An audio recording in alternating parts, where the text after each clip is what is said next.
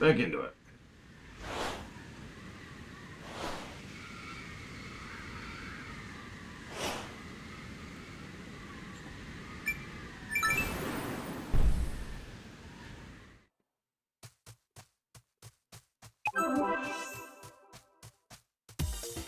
Good to go. I mean, there's nothing wrong with liking the smell of bacon. So, excuse me, these nice men would like to take you away to some place where you're going to be, all the smell of bacon you want. Arm. Okay, don't worry about it. Just relax. Relax. It's okay. I'm here to help you. Oh yeah.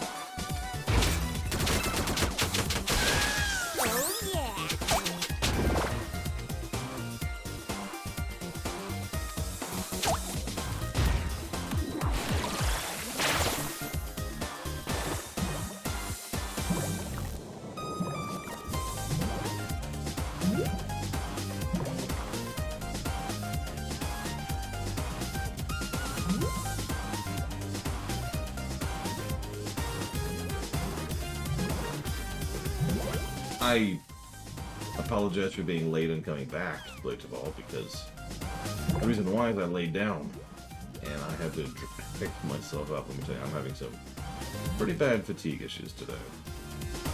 I do apologize.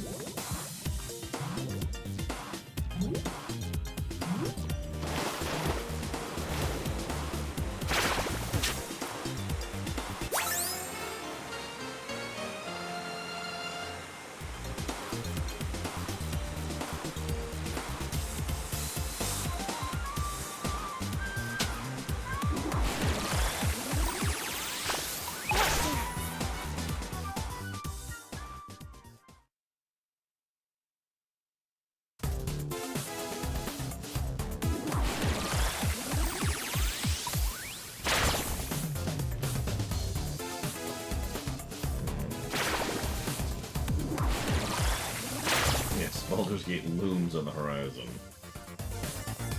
Soon my life will be consumed by a game that's probably pretty good. We'll see.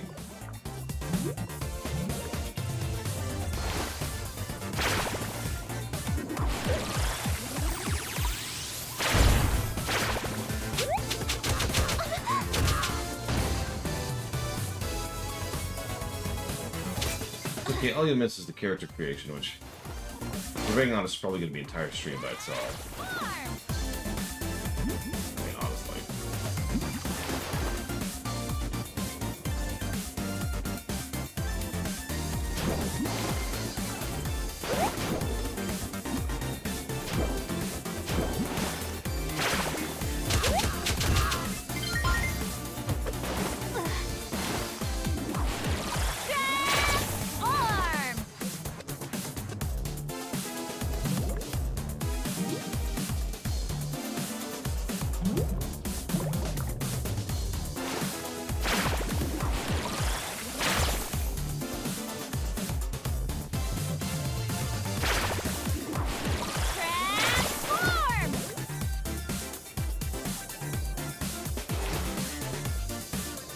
Well, plus we have to decide the most important thing of all.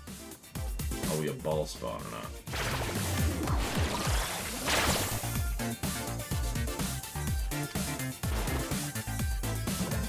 I mean, my automatic calculation is no, of course not, but I imagine chat will very much want me to be one. We'll see.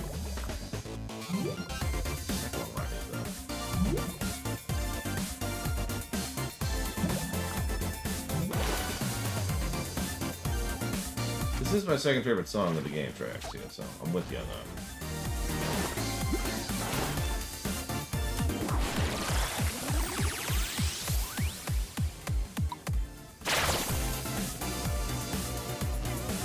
Why would you deliberately seek out capers, Mr. Red? Have they hurt you? Are you okay, Mr. Red?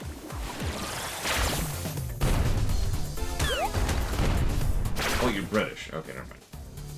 Question rescinded. Yeah, we finished Ori Saturday, I want to say.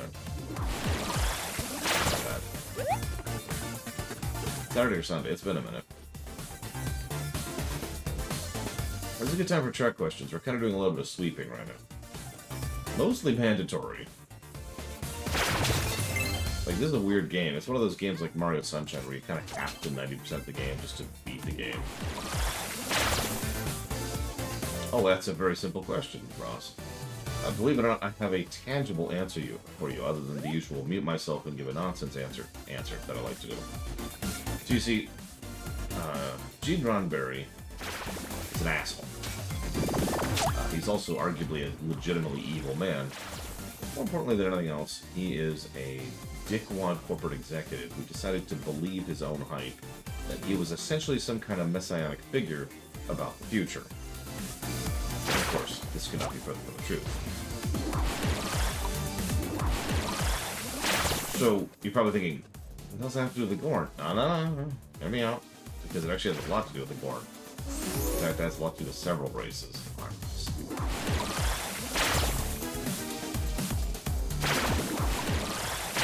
See, Roddenberry got convinced that the only reason that Trek was wrong, that everything that was wrong with the Star Trek that ended up being as a result of the TOS years, was because of the fact that corporate greed and jackasses all refused to see the brilliance and genius of his vision.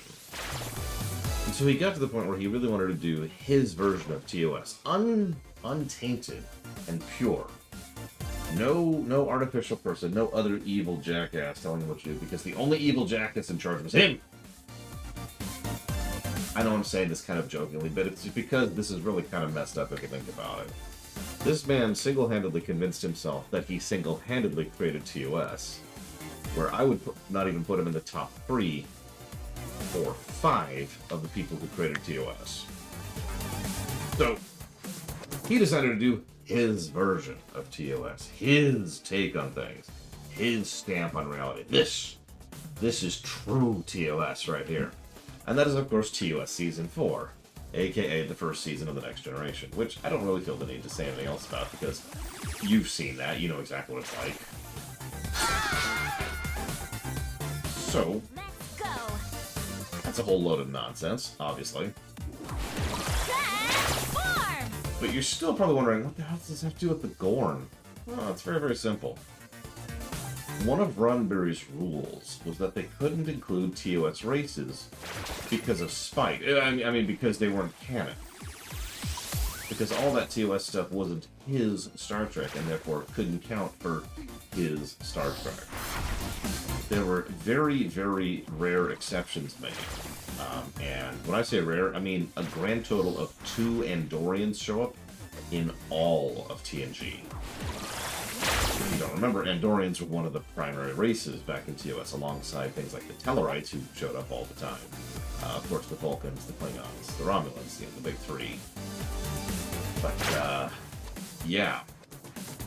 And naturally, that would include Gorn.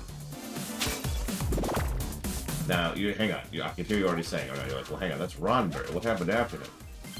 Well, after him, there was this jackass who was not actually as bad as a person, but nevertheless not exactly a great guy. His name was Rick Berman. Rick Berman's big shtick was he liked to adhere to Roddenberry's rules to the letter as what I can only refer to as a defense, right? You know what I mean by that. Someone who's like trying to make an argument, trying to make a case for something, and whenever you challenge them on it, they say, well, hang on. It was done by this big, someone else made the argument. It's actually, oh God, I can't talk because I'm so exhausted. It's a really common defense. Rather than attributing something to yourself, you attribute it to someone else, which adds more weight to your argument. It probably shouldn't, but it does.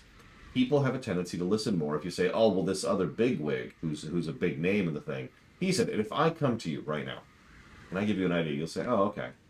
But if I say that some big economist gave me the idea, you know, and I'm talking about something economically speaking, or maybe there's some story idea, and I say, well, I've got, you know, some nods on the story idea from Steven Spielberg, or maybe maybe I've got a game idea which is proven as a concept by Miyamoto. You'll be like, ah, and you'll be more willing to listen. So what Rick Berman would do regularly is he would adhere to the Roddenberry box pretty consistently throughout most of late TNG, DS9, and Voyager, and Enterprise. Now, there are obviously cracks in that. But you can really see this because what he kept doing consistently is he kept pointing to Roddenberry saying, well, he said, and if you're paying attention, yeah, Roddenberry was dead for most of that. So he couldn't even refute it. And people have another tendency of venerating the words of a dead person more than a living one. It's another weird human trait. So, if you think Rick Berman had little to do with DS9, then you have not been watching my videos. The amount of dancing around him they had to do on that show was bonkers. And it doesn't help that the person doing it was Ira Steven Behr, who was arguably another scumlord, but that's not even there. Thank you, Dark Prince Rabbit.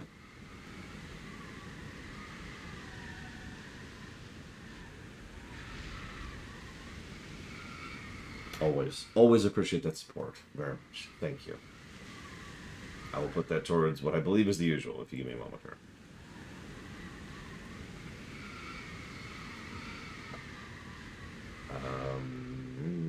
You wrote it down. There it is. Ace Combat 5. Batman. Arcane Block. I know exactly why you're the latest episode's name is Hegemony, right? Even if I didn't know the episode. The episode's name is Hegemony. Anyways. But yeah, no, that's why. If you ever wonder why it took them until Enterprise to even introduce regular Andorians to Star Trek, that's why. If you're wondering why it took until Enterprise to regularly introduce Tellarites, that's why. There's a couple others like that, but you get the idea. Alright, so what am I doing? So I need the mermaid underwater. And I'm mentally lost. I think I need to go up here.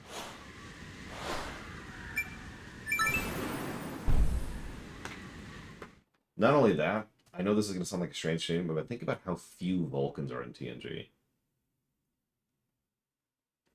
In fact, think about how few Vulcans are in TNG and DS9 and Voyager. They wouldn't make a major comeback until Enterprise.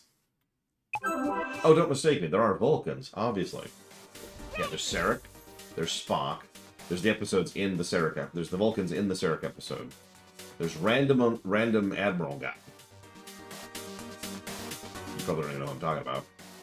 Over in DS9, there's the jackass who combated Cisco, and the guy who went crazy.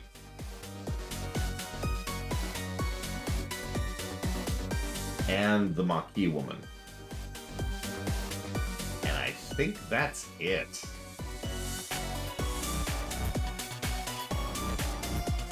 So even though obviously there are Vulcans, well, there's your why. In fact, if you pay attention, this rule also applies to the Romulans pretty much equally. The only exception to all of this is Klingons. Really.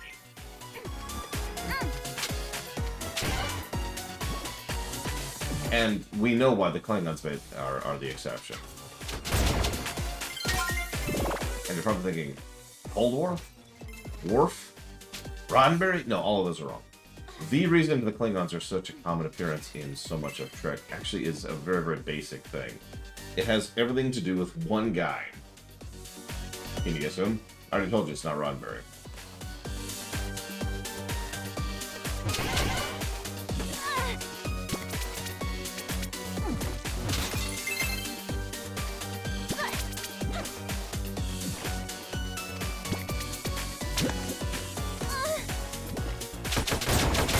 It's not Braga, although it is a right, so you might be thinking of Braga.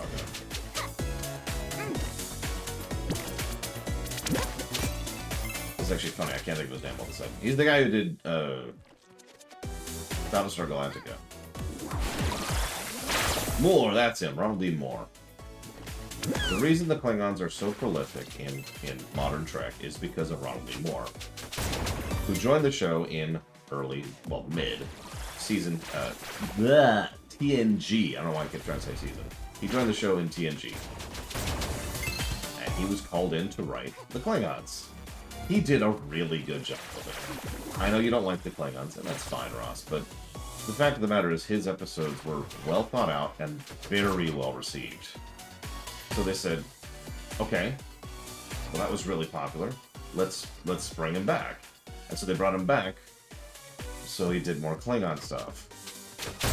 Ronald D. Moore is literally the guy who built the Klingons as a species, their culture, their history, their politics. All that's on him. All that comes from his episodes. So, interesting to think about in its own right.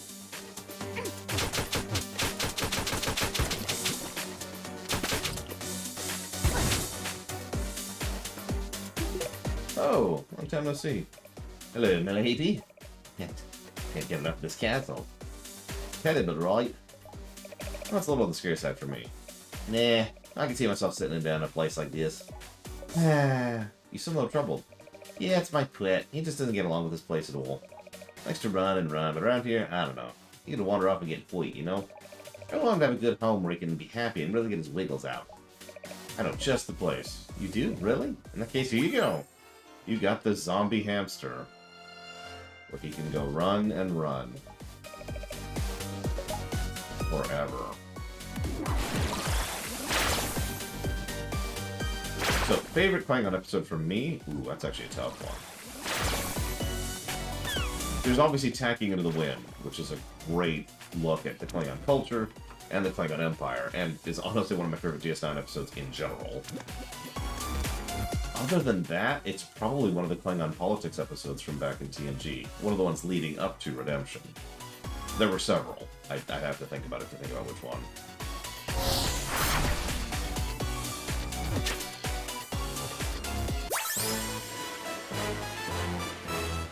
Where was that dark room? It doesn't matter. Was that here? Oh gosh. I haven't even been in there.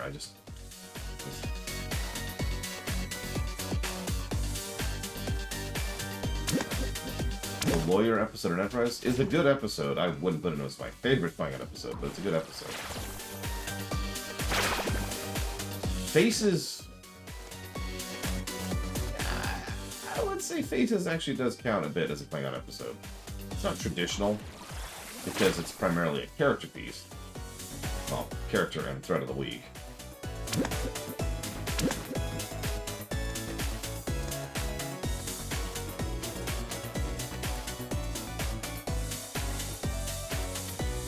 It's a shame they never actually did anything with that.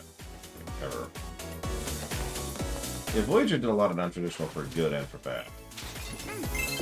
Sometimes it worked really well, and gave us some really great episodes.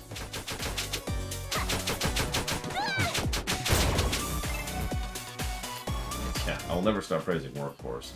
Although, you want to hear something really wild? The older I get, the less I like Scorpion. Scorpion's one of the fan favorites. It's among the most popular Voyager episodes. In fact, if I say it right now, what's your favorite Voyager episode? At least some of you would say Scorpion. And even if it's not your favorite, it's probably in your top 5. So I don't know. The older I get and the more I look at the episode, the more I'm like,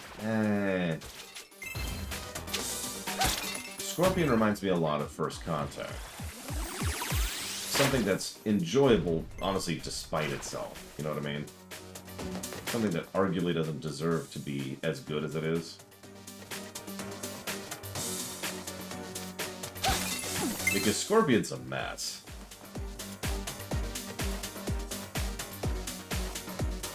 And yet, credit where credit is due, Scorpion did change the status quo in a fairly big way. Completely changed the cast, which changed the dynamic of the show, and introduced Seven, who is, to be honest, a really great character played by a good actress. It also gave us a little bit more insight. Hey, Random, I have a headache and I am exhausted. Hope you're doing well. It also gave us further insight into the Borg and how they operate. It it's also a good character piece for several characters, other than 7, obviously. However, Scorpion is also a bog-standard threat of the week episode, in a way that's honestly just kind of face-palming. Introduces a brand new villain they never do anything with, and arguably never will. And has a lot of just gigantic gaping plot holes, which just mar the whole experience. Listen, drinking water's for losers. I'm not one of those people. I have water in here.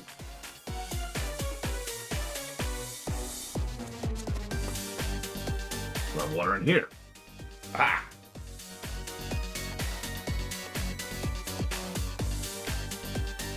I don't know, I know I'm coming too harshly on Scorpion. But at the same time, no, I'm not. I'm just coming out exactly as harsh as I do any other episode. It's still a good episode, and still an episode I enjoy. It's just, I don't think it really makes top 5 material for me at this point in Voyager. Now, having said that, I haven't reviewed Voyager. So who knows? Janeway crying in Voyager?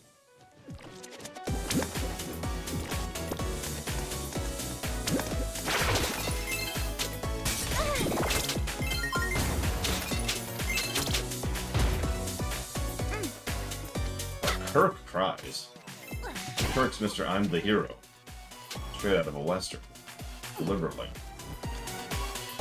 But yeah, and obviously both Picard and Cisco cry, but... So, here's the really messed up thing, Ross. I'm trying to think of an example where Archer cries. Because, you know, Archer is Cisco. Or, excuse me, Archer is Janeway. I'm not sure either Janeway ever cried. And that's interesting.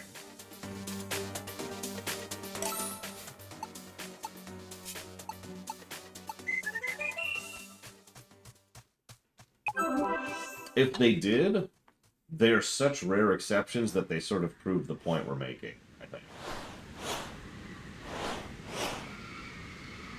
Right? Like, if we have to think that hard to think of an exception where they actually did cry, then, yeah, obviously they were designing the characters to be that sort of superhuman, flawless, etc., etc.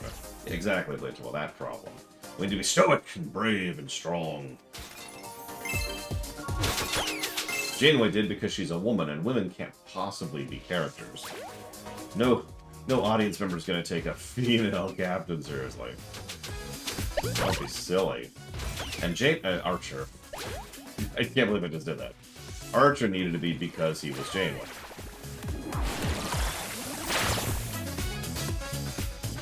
Picard also cried in Sarek while we're on the subject. You can argue that wasn't him, but it still counts, I think. And yeah, Cisco cries several times. Hell, Cisco cries in the very first episode of the series. Think about it. More than once, by the way.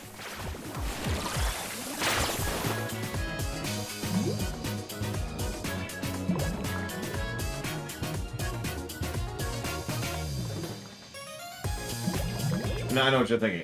So Captain has to cry to be a good character. No, but the point being made here is that I think Crazy Norse hit the nail on the head. I think they were so obsessed with making Janeway and later Archer to be the stoic superhero Captain Doom that it never occurred to them to make them characters.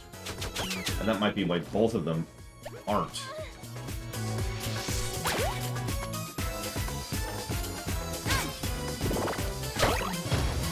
I mean, nobody questions for a second if Picard or Cisco are characters, if they're actually people. No one questions that. But anytime we talk about Archer or Janeway, we have to add that interesting little proviso of, well, this character based on this episode, or this character based on our interpretation of that character, or whatever. Because they were done so dirty that it's actually hard to nail down who Janeway is as a character.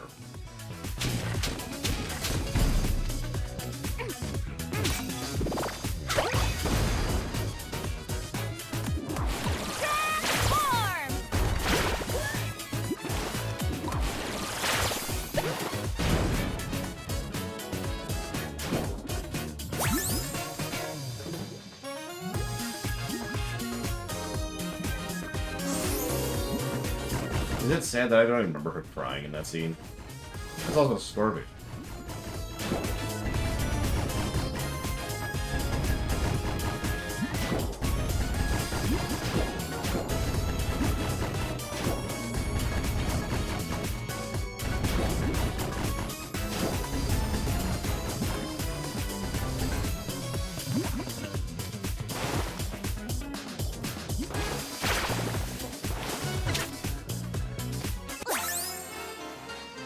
Not what I was expecting, but I'll take it.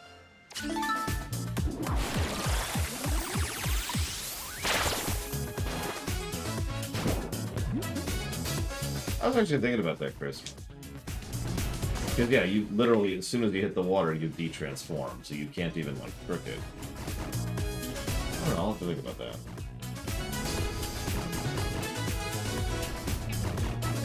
Well, absolutely, Ross. I've said it before, I think Jolene Blalock is actually a good actress. It's a damn shame that she was treated as a sex object, as opposed to a character.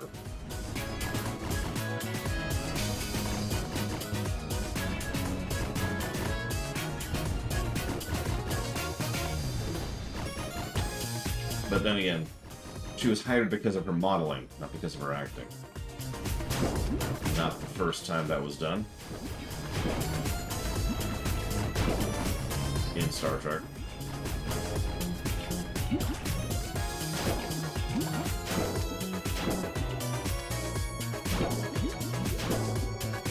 This is one of the reasons I tend to come down so hard on crap like that. I don't mind if you want to have a sexy person. Not really. But the problem is, that's usually not what's happening. Usually what's happening is crap like what I just described. You don't want an interesting and engaging Vulcan character on one of the first Starfleet vessels in the history of the Federation. Before the Federation even existed, actually. No. You want something hot to look at in the background.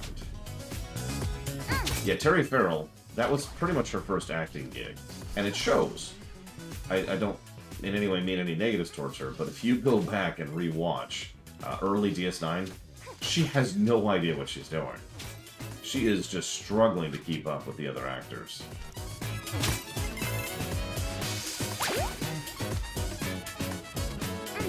Now, Terry Farrell learns and grows because she wanted to be an actress and because she put in the effort and bothered. But you get my point. That's not why they hired her. In fact, they literally... This is absolutely bonkers to me, and it's hindsight. They literally changed the appearance of an entire species in order to show off her appearance better, because they hired this hot woman and were upset that they couldn't show off her features better.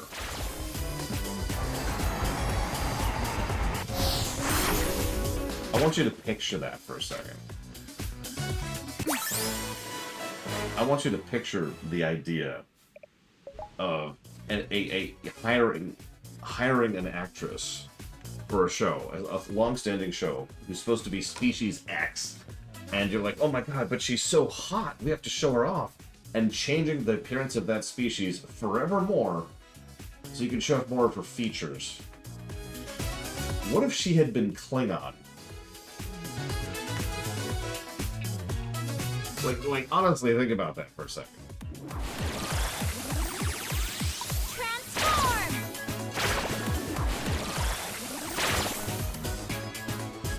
So anyways, we're a spider now.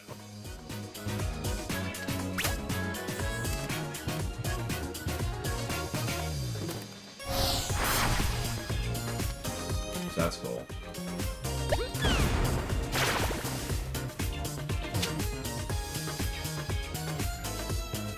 Yeah, imagine if the Asari are permanently changed. Permanently changed. Forevermore. All future Asari look like that.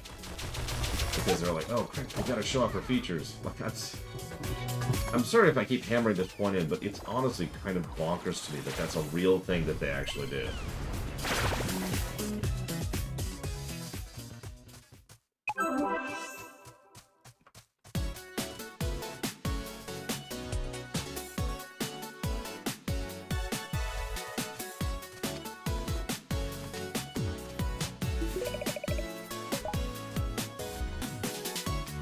I'm a spider now. What you gonna do about it?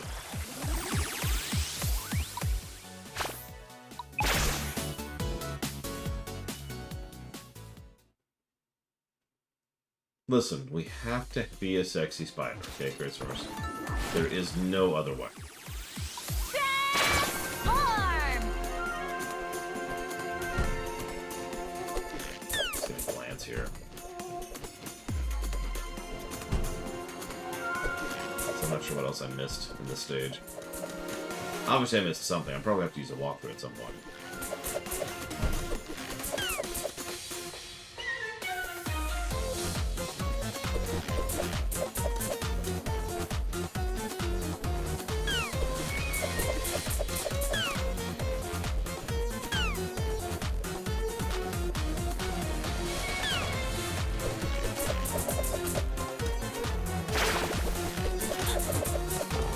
Excuse me. Do you mind? Thank you.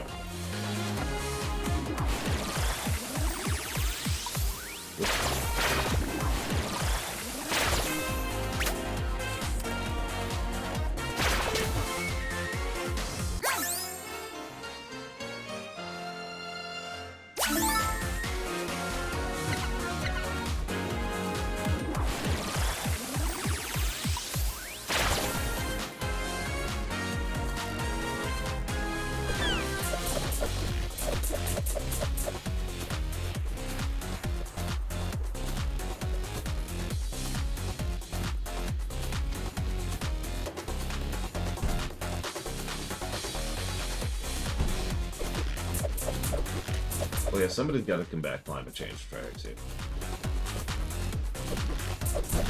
Oh, you mean in the game, right? I mean, I wouldn't have done it, Ross. It's a weird choice, and it comes out of left field, and it automatically begs the question, where the hell are the Gorn in the future? All clear! It's the problem with introducing something like the Zindi. Where are the Zindi in the entire rest of the franchise?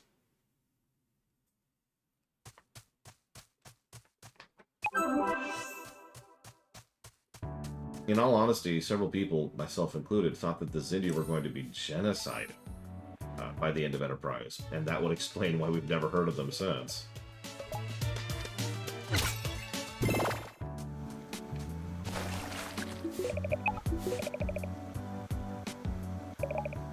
Oh yeah, we already got this hamster.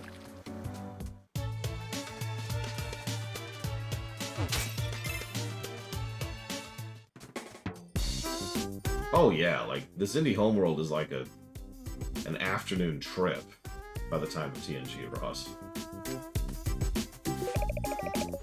Oh yeah, we need the iron slab too, that's right.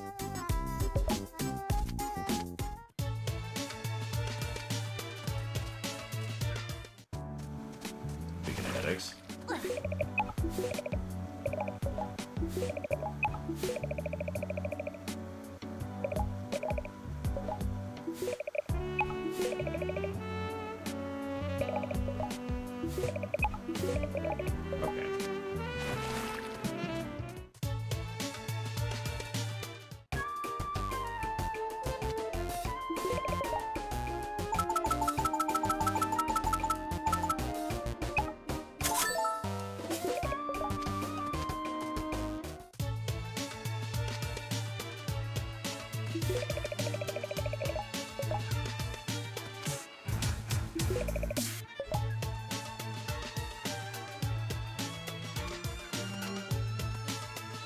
The Epic block.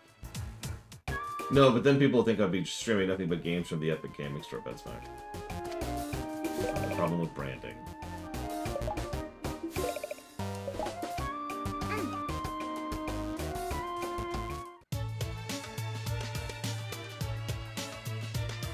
Okay, he told me where to go for this, but I don't remember. Epic's actually banned for the show's purposes, Crazy Horse. In fact, I also do not have Epic on my computer and never will. So if there's an Epic exclusive game, it's not happening. Thankfully, so far there hasn't been such a thing, or at least not one that's come across my radar.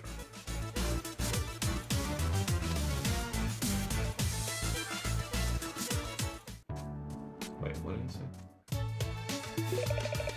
That's what I thought. Why? Lots of reasons is the summary. That's the super sorry.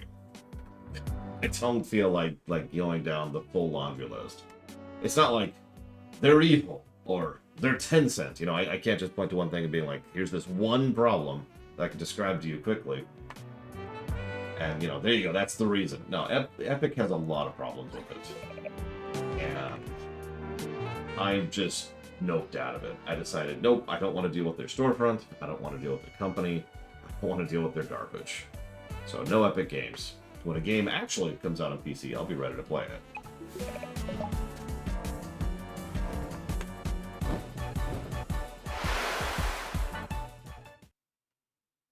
Exactly, Noctis.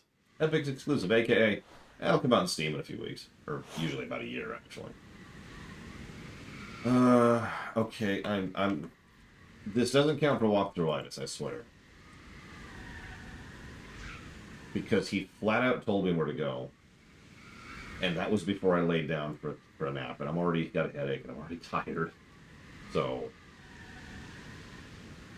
I just don't remember. I'm sorry. So, take some pain meds.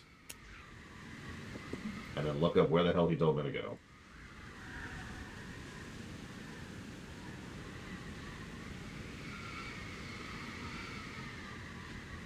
Okay. Here. Yeah, we're gonna beat the game today. We're making really, really good time, and we're actually only one major dungeon away from the end of the game, by the way. Like, we're doing the wrap-up before the final dungeon, let's put it that way. Okay. So, where are we going?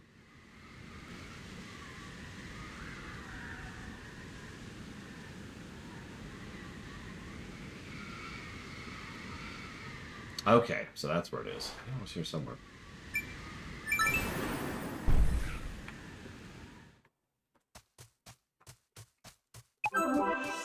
Listen, we all know that FF6 sucks and nobody should ever play it. Let's all acknowledge that and embrace that. Let's just accept what it is.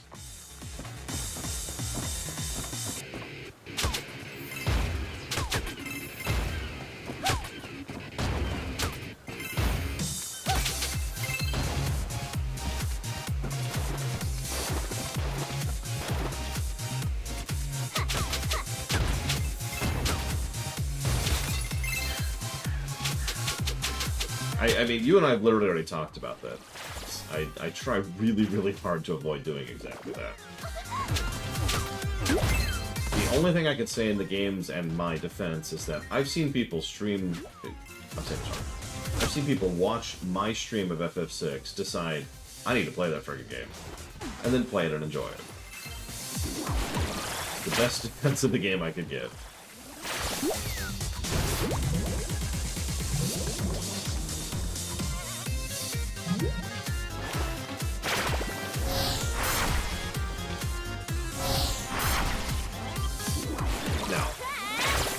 It's also usually said pretty much right alongside Chrono Trigger for a reason, while we're on the subject. Like, ignoring the fact that the two share a lot of DNA, including some of the same developers, made at the same time, with some of the same conceits, the fact of the matter is the style of the two games matches each other quite a bit. Both games are very tight. In fact, both games have... something very, very unique about them, and that both of them were made with time to spare, which was a unique thing even then, but is insane now. Can you imagine finishing a game so early that you have extra development time to just add more game to it? Both Chrono Trigger and FF6 share that facet. It's fascinating to think about. Hey girl, I'm the adventure man. You an adventure like me? I like games. I got a game. Here goes. Okay. Guess what? Monkey butt. Nah, I was late. Listen. Since you made it all the way here, I'll tell you what. I'm giving you the vocal plate. I swiped it from the Azure Knight a while back.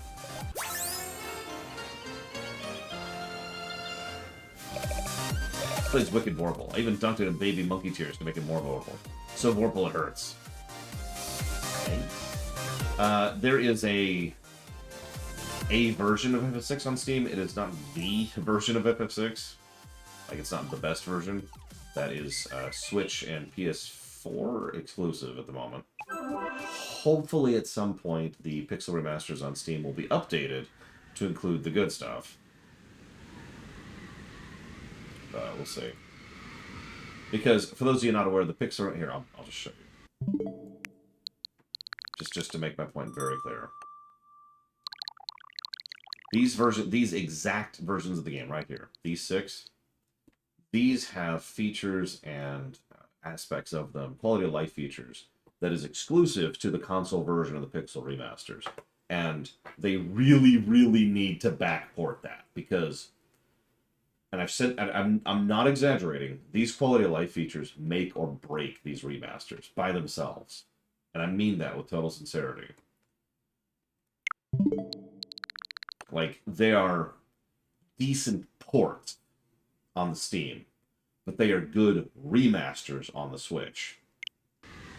Make of that what you will. Okay, so I agree with you, Blade Jamal, but you see why I say that. Like, picture FF5 and Job maxing out, but with the boosts and with the control of your encounter rate. Right? It seems like such a minor change, but it puts so much of the game in your hands and your control. Whereas before, you just kind of had to grit your teeth and bear it.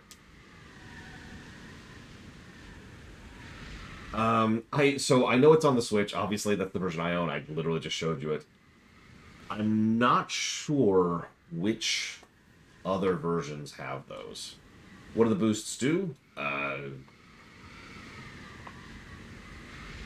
on. Give me a second. Because the easiest way to answer this is to just go do it.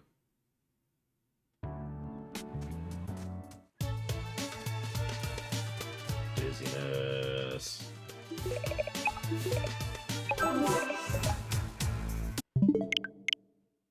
As usual, there's a bunch of little changes which will affect the review once we get there, which I'm not going to bore you with right now. Let's just do 5 really quick.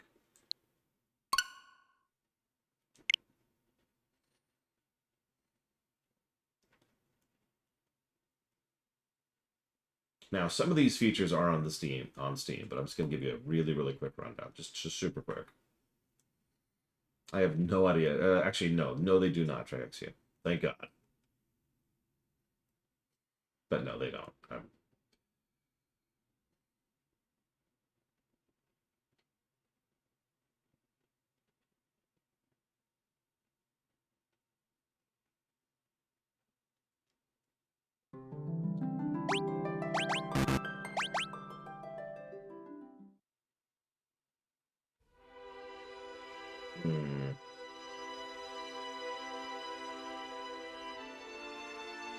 Damn. Okay. So look. So I thought I had a save. That's the whole reason I loaded 5 specifically.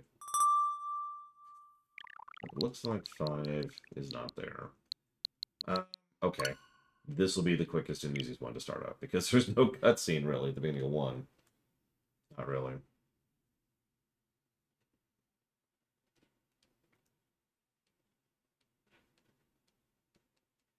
I'll go ahead and tell you about one of the convenience features that they added. Again, I'm not sure which versions these are in, but I'm just telling you one of them. Autosave. Autosave sounds like a minor deal until you have to play a game that doesn't have it. And that's how I'm going to phrase that.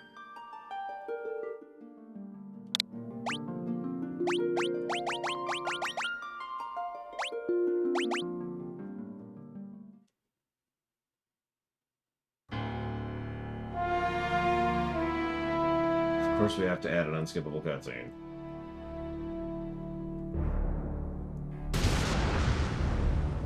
I know, right, Sarura? What kind of donuts, though, Mr. Red? That's the really important question.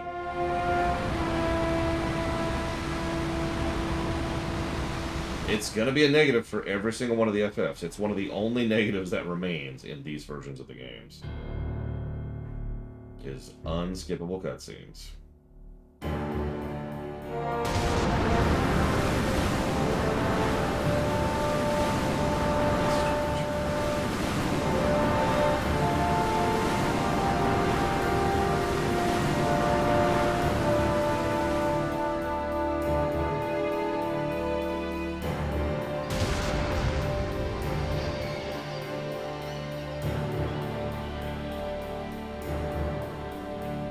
True, Sarura. About damn time, though. I mean, it took until, I want to say the Mega Man bundles, where we finally got the rewind feature. Which more and more people need to figure out the benefits of the rewind feature. I'm trying to remember, there's another game that has the rewind feature. It's a recent one, obviously. It was something my niece was playing. Oh, duh. It's the SNES. The SNES emulator on the Switch has the rewind feature. That's what I'm thinking of.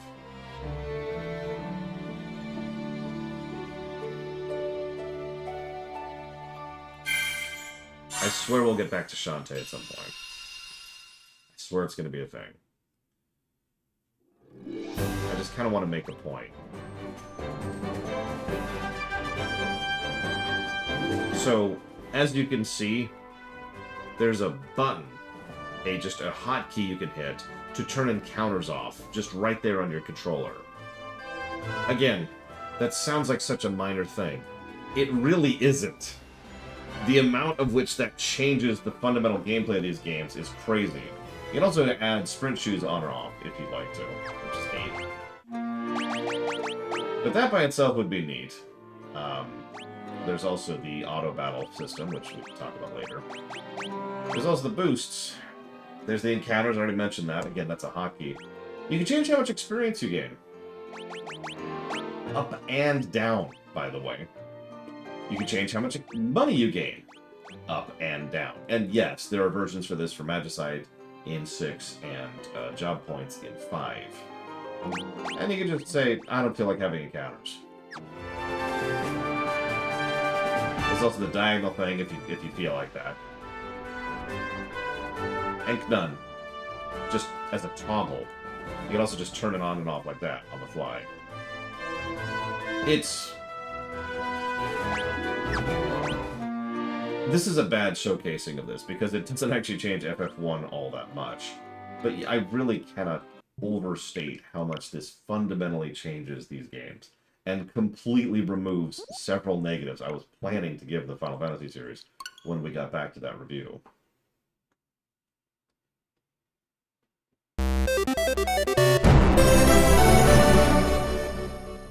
I mean, if you feel like going for it, Mr. Ed, go for it, but keep in mind, you're only doing it for your own sense of spite.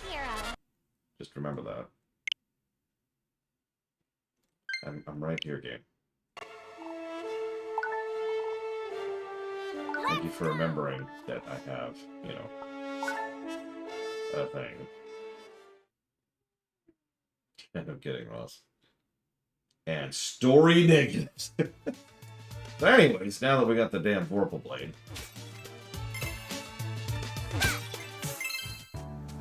Oops, wrong place. It's hard to do that when I'm not looking at the screen. I see thou hast procured the Vorpal Blade. Yay!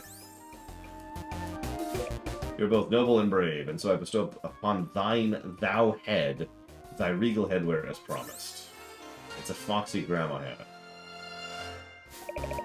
Wearest it uponeth thine head henceforth. I think it's a phony accent. No. Look, it's not my fault that the game has severe issues, Ross. I still stand by the gameplay being excellent in that game. But the story? 5 years have passed.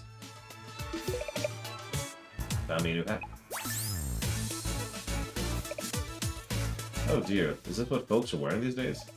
Well, if you think I should put it on, then here goes. Foxy Grandma. Oh, sweet mama, I look better than a fricasseed tube worm. Foxy Grandma, words to live by. This hat has given this old gal thoughts of springtime, if you know what I'm getting at. In fact, I feel a romantic song coming on. Hope this isn't too hot and steamy for general audiences.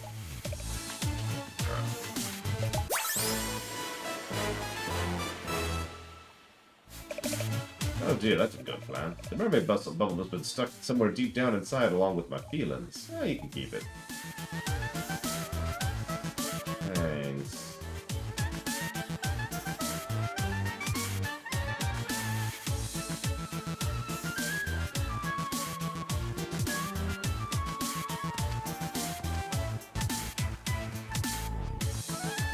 I mean, it makes sense, Triaxia.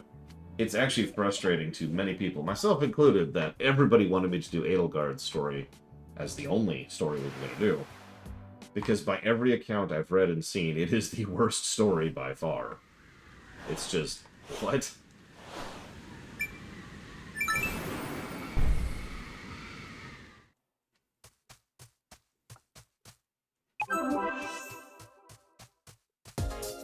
Let's go!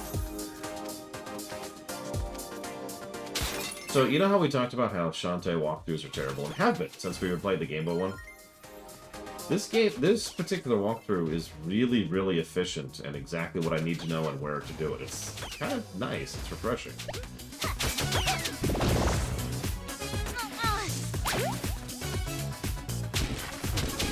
Listen, I agree that Edelgard is super hot.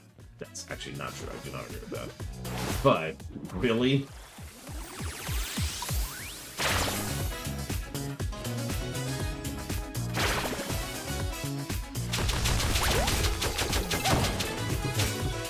Besides, Bernadette is better. As a character, not like attractiveness-wise.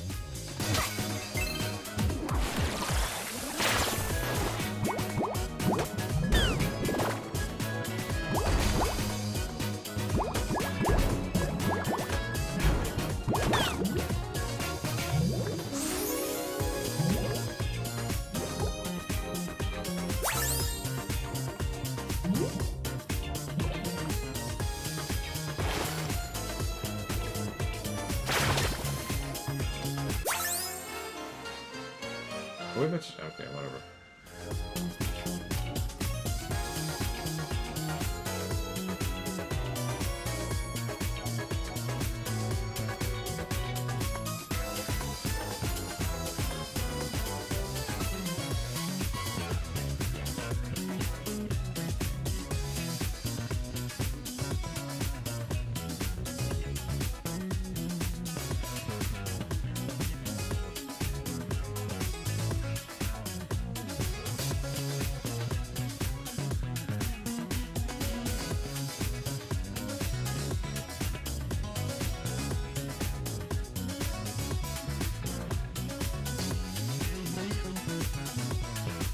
Here we go. This is what I wanted.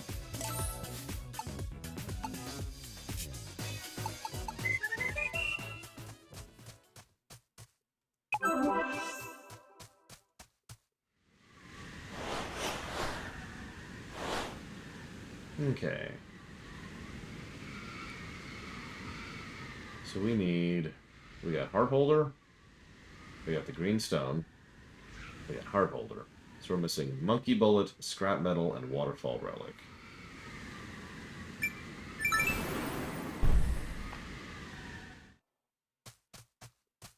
So the Chrono Cross problem, Ross? Or the Suikoden problem. Although, Suikoden does a better job of that than you'd think. But Chrono Cross has that problem in spades. Yeah. Name... let's go with 5 Chrono Cross characters. Party members, I mean.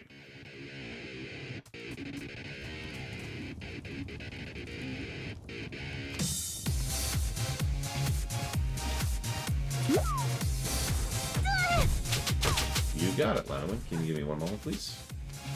Get a safety spot here. Thank you for being part of the show. Put that down. Towards Lunar SSSC.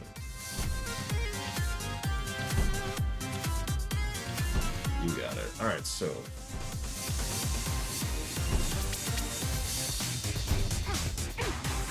Transform!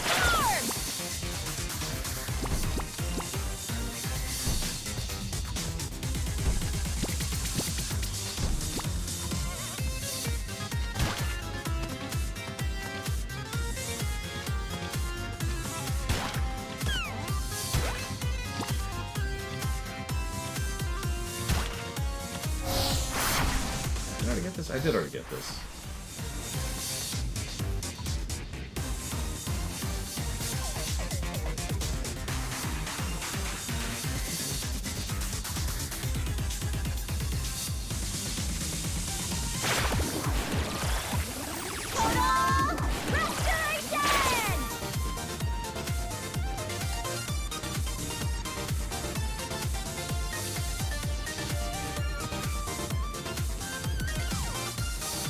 Yeah, Suikoden I give more of a pass. I do. And at least most of those characters have something, right? Some kind of tidbit or cutscene or characterization. Even if it's only one scene, Suikoden usually does something with its characters.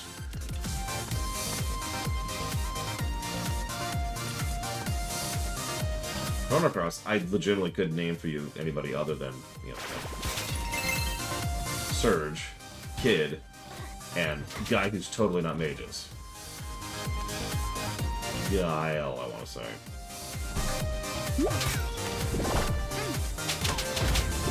I didn't...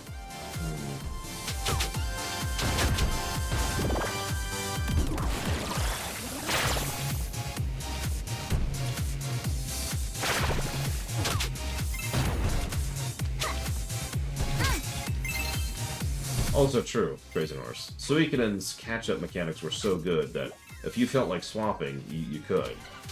In fact, the game kind of encouraged it in a way.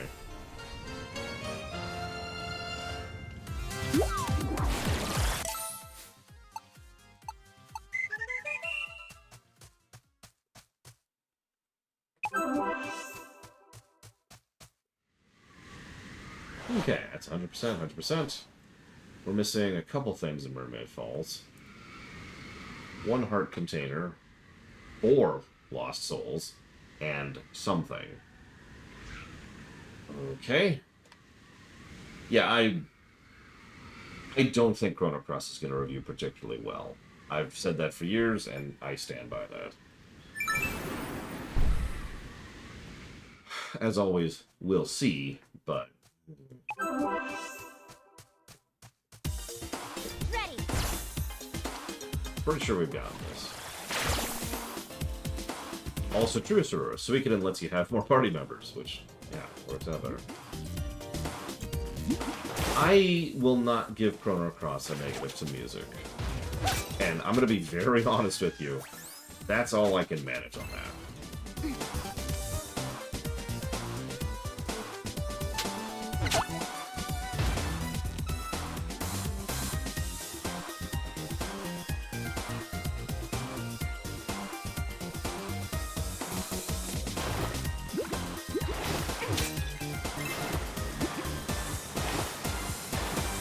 No, I wouldn't call Chrono Cross a lamentation. Any more than I would call Mass Effect 3 a lamentation. For essentially the same reasons, actually.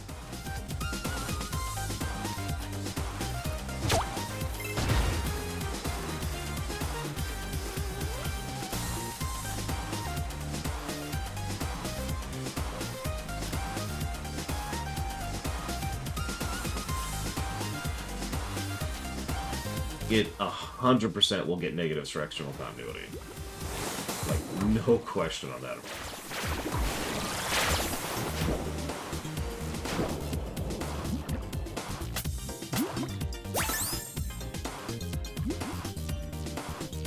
I can tell you that right now. The question is not whether or not it'll get a negative for external continuity. The question is how many it will get.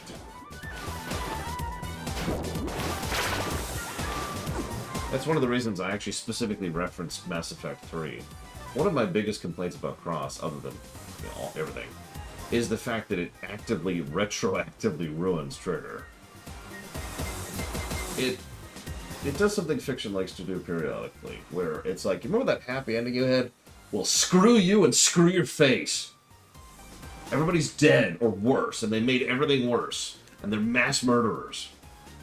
And it's just like... You know? And you're just...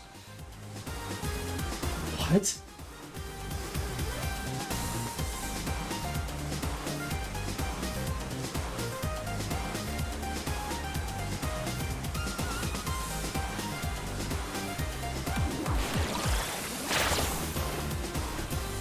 A friend of mine calls it the pissing in the Cheerios concept.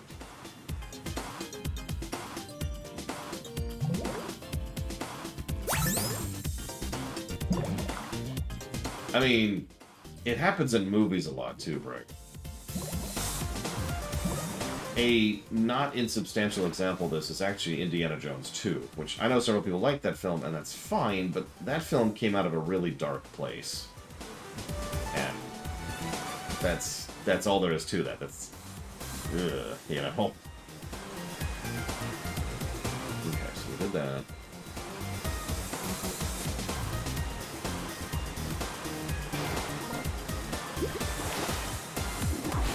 Transform! Oh, absolutely, Ross. No question. I thought you were about to ask about external continuity.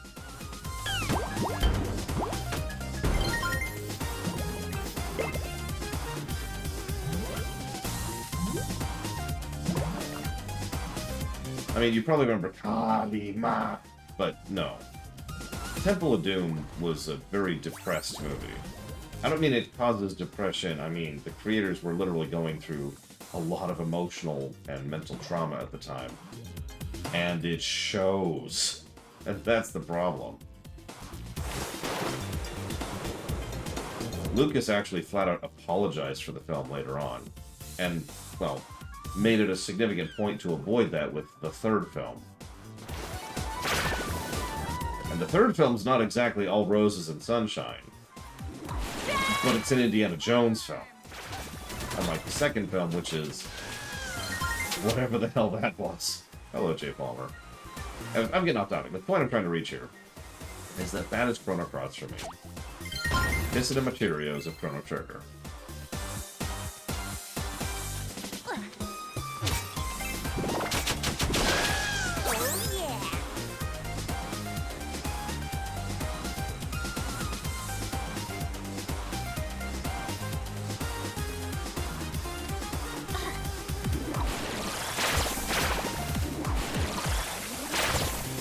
4...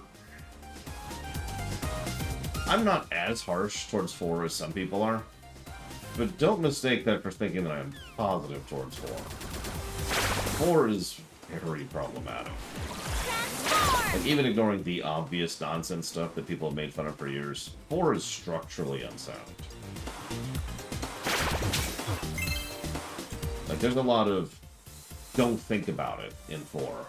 Like, a lot of don't think about it in 4.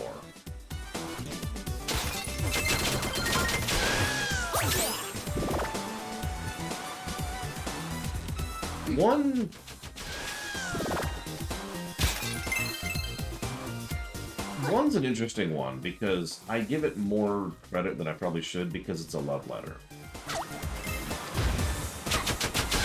Oh yeah! Like 1 is probably not Jay Palmer. Yeah, 1 is the first game, exactly. You could really tell that a lot of care and effort and work was put into 1 for all the flaws and for all the issues, because they were inventing a lot of stuff as they went there. Okay, so hang on.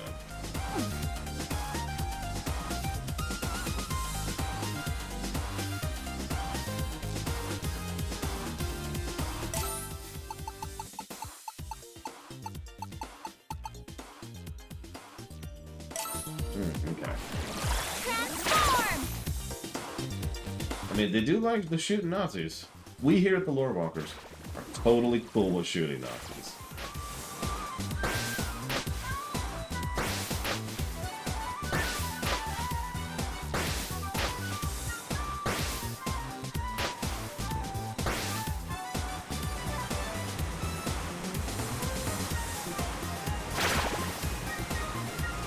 Oh, I know, Jay Palmer.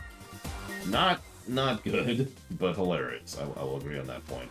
Rather substantially.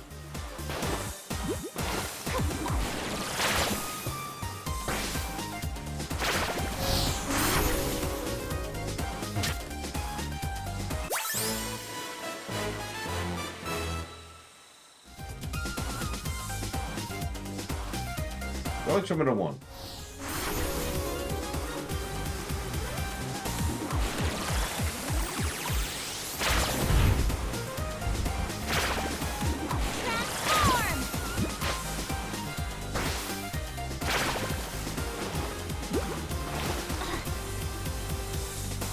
Go with yes, but the reason I hesitated so much is because Terminator 1 is absolutely a first film. It's not Cameron's literal first film, but it qualifies, right? It has all of the provisos of a first game. And its edges are very, very rough. But the core element of Terminator 1, it was extremely low budget too. Like, crazy to think about how low budget it is in modern sense. But the core elements of the film are very strong, even to this very day. It is, at its core, a horror film. It is all about the unstoppable monster and, you know, the horribleness thereof. And it portrays that really, really well. Schwarzenegger does a surprisingly good job of having something that most actors don't really put a lot of value in. Presence. Most people... I talk endlessly about David Prowse and how much he added to Darth Vader. But it's astonishing to me how many people, especially in Hollywood, underestimate the value of just adding presence by virtue of body language and posture and how you react to things, your specific movements, and how you control your movements, right? Yeah, no, Arnold Schwarzenegger had a good capacity to have presence, to be the Terminator. We believe that, at least in part, because of him. And Schwarzenegger also has something interesting going for him as far as an actor goes. And this is one of those ephemeral things, but it's something I've noticed several times amongst several actors. It's when an actor really wants to do something, and they really... they earn it, for lack of a better way to put it. I mentioned Terry Farrell earlier, right? A literal model who wanted to get into acting. And the credit I'm giving here is the fact that because she wanted that, because she pushed for it, she earned it. She put in the trope, listened to the other actors, put in the hard work, and became a decent actress, right? I'm not going to call her the best actress ever, but you get my point, right? Jonathan Frakes and his desire to become a director was a similar aspect, and how much he wanted to be a director, so he put in the work and blah, blah, blah, blah, blah, blah. All of this ties back to Arnold Schwarzenegger, who actually wanted to be an actor. And so despite all of the barriers he faced, which were not insubstantial, especially for the time, he still pushed himself to actually earn that and become a good actor. Correct, Jake Palmer. So, I would not put Arnold Schwarzenegger in, like, the top, honestly, 100 actors of fiction. But he is a substantially better actor than most people give him credit for.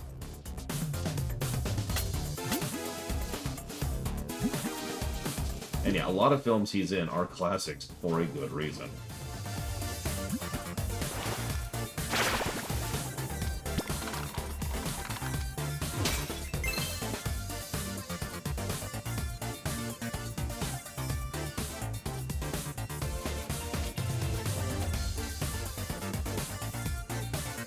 Yeah, sorry, completely random off-topic thing here.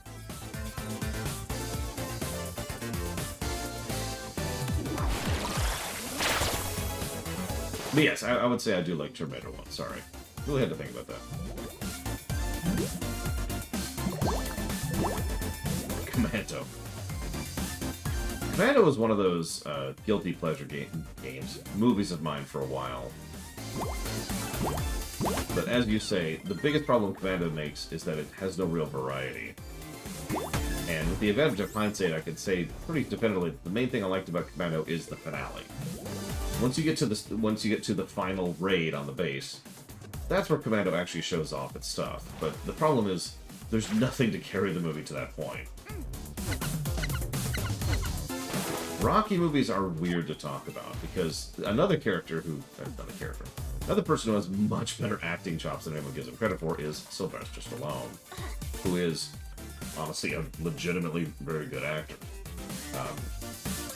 And he does a lot of good stuff with the Rocky series. Now, having said that, my opinion on the Rocky series is Rocky series is a bit mixed. Rocky 1 is a very good film. I've actually done an analysis on Rocky 1, and I stand by that. Rocky 2 is best skipped. Like, it's inoffensive, but it doesn't really add anything to anything. Rocky 3 is more of a return to form. You can tell that more effort and work was put into it, and of course we bring in a Clever Lang. But it really is a little bit more of a return to what a Rocky film is and should be. Rocky at its core is all about the down-on-your-luck underdog. It's an underdog story, through and through.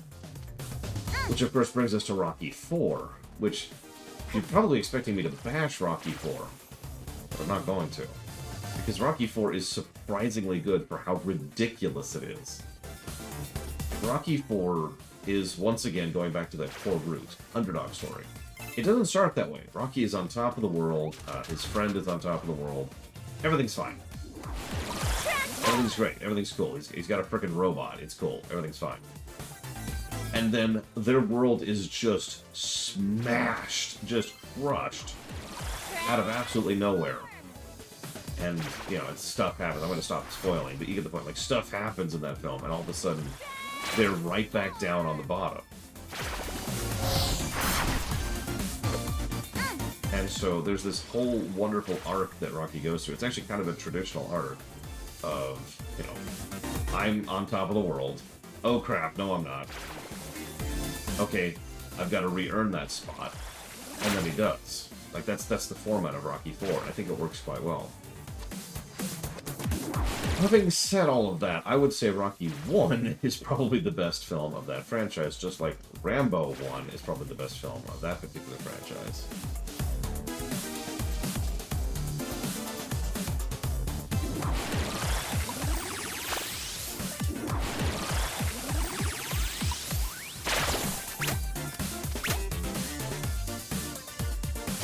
I prefer Alien 2 universally over Alien 1. Worst sequel I've ever seen? Oh, Jesus, I don't know. That's a huge can of worms right there. Although, Jaws 2. Have you seen Jaws 2? Have you seen Jaws 3?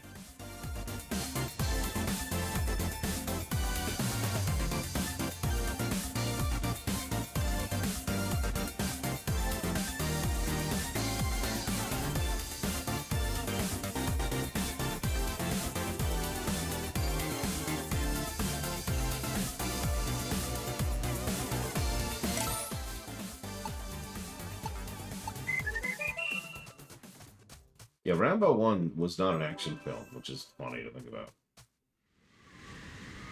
It's a heart container. I'm missing a heart container.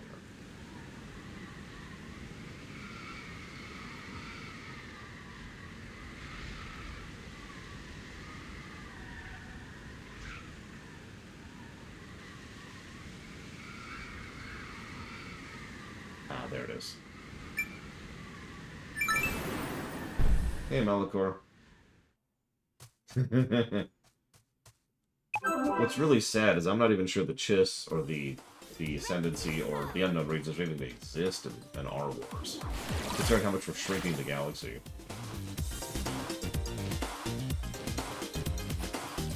Still, I'm kind of with you. What's really funny to think about, Malachor, is their deception with that one, with their homeworld thing, would not work if they were a major power. Do you think about that? Like, you can't pull that trick with Coruscant, right? People are going to find out. There's just too much traffic, too much people, too much civilization there. But if you're out in the boonies... Okay, hang on, so...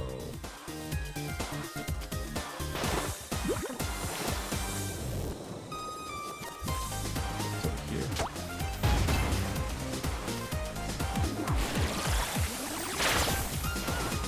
Excuse me, Jaws 4 is apparently Jaws the Revenge. Oh, God. The other series that gets progressively worse as time goes on is probably every horror series. I can't think of the name. There's Halloween. There's Nightmare on Friday the 13th. Friday the 13th is one of them. I can't remember all of them now. Nightmare on Elm Street? Either way, the point being that most horror films go through a very, very typical path. Usually the first one is a decent horror film, and then each subsequent film is worse than the previous one.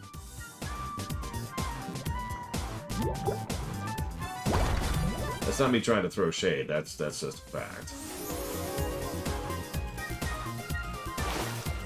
Yeah, Saw 1, I don't like horror films, and Saw 1 holds up surprisingly well.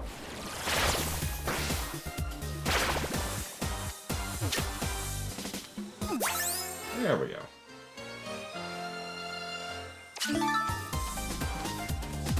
Oh god, and yeah, then there's the Scream series, which...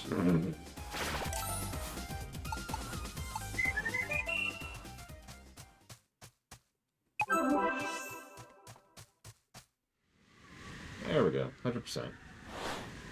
100%, 100%. We're missing 1 key, 2 hearts. 1 key and 2 hearts. Someone write that down, please.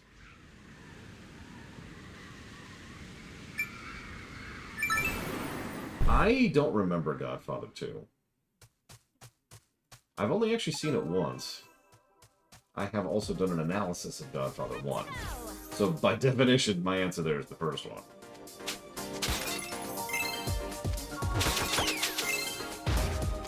I will say I do like the first Godfather film quite a bit, even though I got blasted by film elitist snobs in the YouTube comments.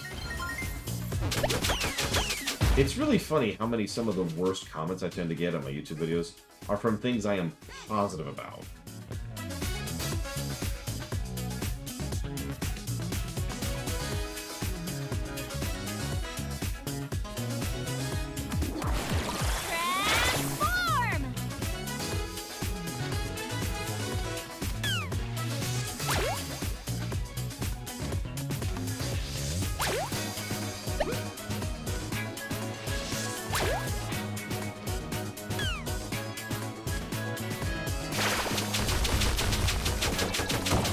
Food, yep. To date, the actual most toxic comments I've ever gotten were on my food videos. Still.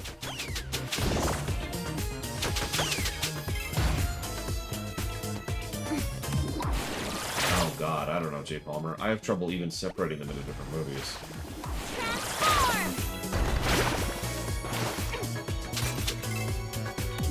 Almost positive I already did this hard. Let's just double check.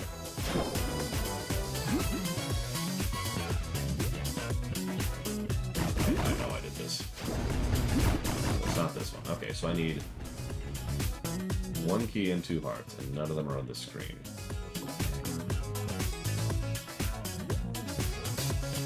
Well, I haven't reviewed them yet, Ross, so I'm not sure if I do.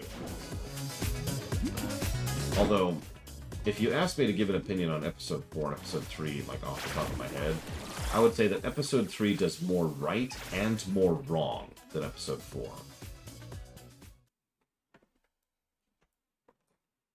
A New Hope doesn't really have very high highs. Not really. It has a couple of moments which hit very well, but that's kind of it. But it also doesn't dip all that low. Oh, absolutely. I mean, Episode 4 is a first game, no question. Ignoring the sheer amount of early installment weirdness that's in that film, they were inventing cinema in a very non-ironic way. Like, they were actually inventing whole new concepts in terms of special effects and modeling and lighting and all kinds of things.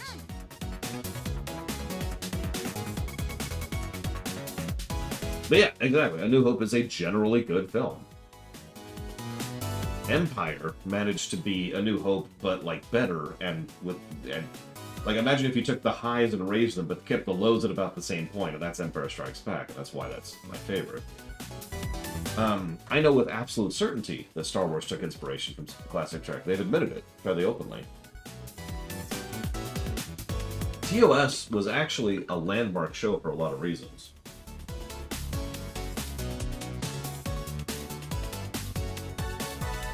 Not the least of which being of how much it inspired a lot of how science fiction would develop. For sense, essentially.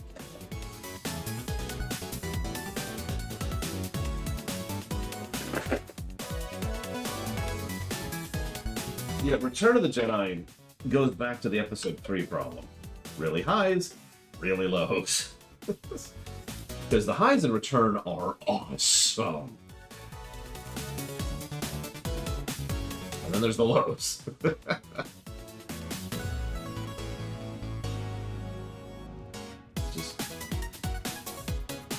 Oh yeah, name a scene that includes Luke and Vader, and tell me it's a bad scene, and I'll call you a liar. Okay, so hang on. I'm missing 1 key and 2 hearts. So I know I got that one. So we can climb at least to that point.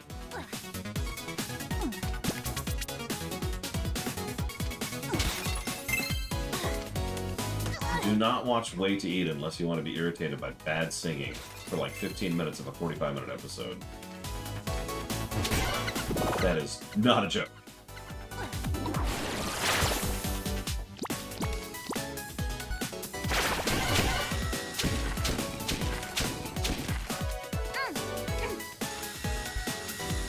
Doesn't count, Malachor. Doesn't count.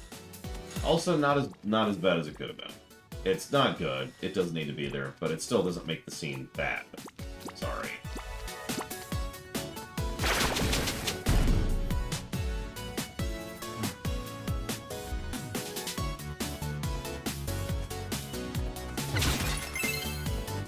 Done.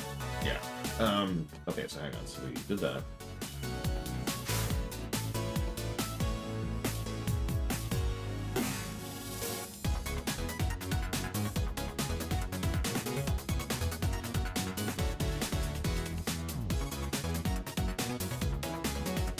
Oh, jeez. No wonder I missed this one. Okay, so... Purple platform just below the hook, you need to be monkey reach towards the top of the tower.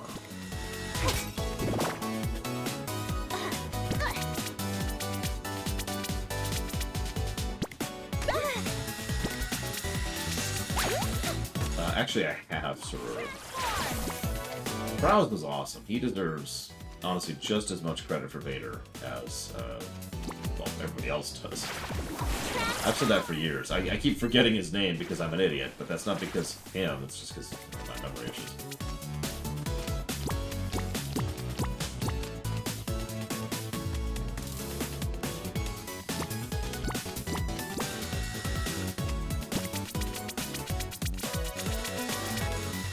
When I was running a friend through Star Trek, Ross, I had her watch Turnabout Intruder as the very, very last bit. Here we go. Of TOS. And I did that very much on purpose. Because part of why that episode is so bad is because of the rest of TOS in front of it. It gets so much worse when you know these characters and you know the setting. And it's just like, what? Oh yeah, and you remember that multiple mass murderer guy and woman? You know what their ultimate punishment was? Nothing. They just get away with everything.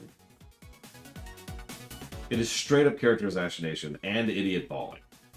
It's really frustrating how long it takes them to convince that, like, it even lies, because there's a moment where the computer does a psychiatric evaluation on Lester, and she scans to the computer mentally as Kirk.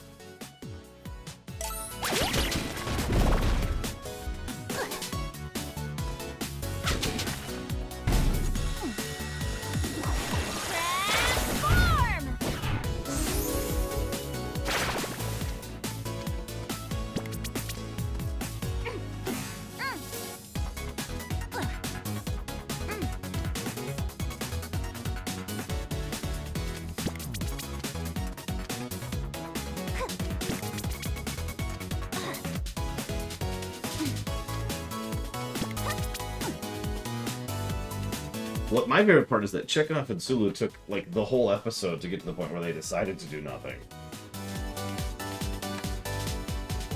Then they had to do a legal battle.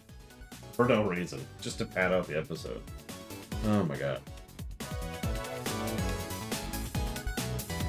Interesting episode to start with, Jay Palmer.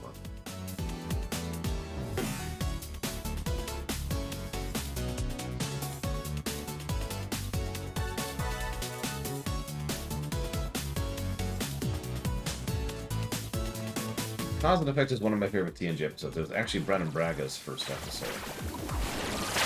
It's the time loop one. It is a very well written, very structurally well done episode.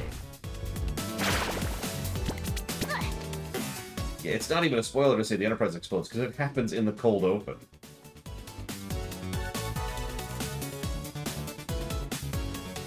Listen, Craziners. We're sweeping right now, so it's a good time to chat.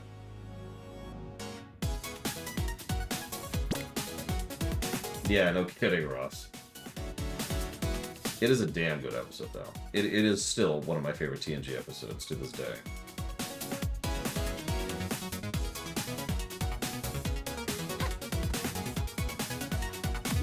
Transform! Yeah, I didn't think I would like Years of Hell upon reanalysis, but here we are. Usually I don't even like... I got yelled at for liking the usage of the reset button in that episode, and yet it works really well for that episode. Go figure. Transform!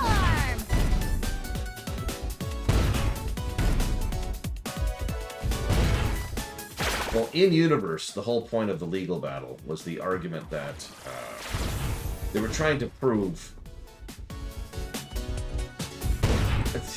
I can't even. This. So by the point at which, let me try to explain this for a second. Okay, give me a sec. So, two characters have swapped bodies. Okay. But then, you have an entire legal battle where one of the characters tries to prove that they swapped bodies. Now, logically speaking, even in modern-day real life, that should have been a 2-minute side detour. Because I could prove I'm me so effortlessly, even though I'm in another body. We've talked about this concept before. It actually irritates the crap out of me in fiction, where people can't prove who they are, even though there's hundreds of ways unique to them that their friends and family should know about. But even ignoring the fact that Spock is, you know, a very, very good friend of Kirk, and so is McCoy, even if we ignore that, even if we somehow had a ship completely filled with total strangers, all you'd have to do is give away the command codes to the freaking ship that only you know. Because this is a military vessel. By simple virtue of expertise, you could prove your captaincy. But no. Transform! So they spend the entire thing wasting time, and it's a good chunk of the episode. It is literally padding, just wasting time trying to be like, oh no, I'm totally Kirk. How are you gonna prove that? Like, the biggest argument that Spock gives that it's Kirk is, weird stuff happens, yo. And I am not exaggerating with that. I hate that goddamned episode.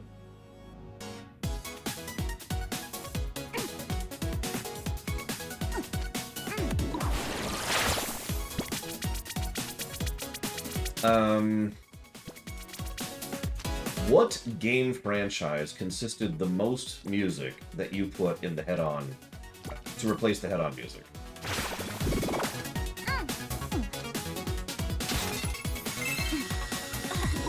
It was the third season, the final season. I thought I already got this. You're absolutely correct, Mr. Red. That is correct. I could ask something more personal than that, but we're in a public place, so I figured that's a nice, safe thing to ask. So you're right.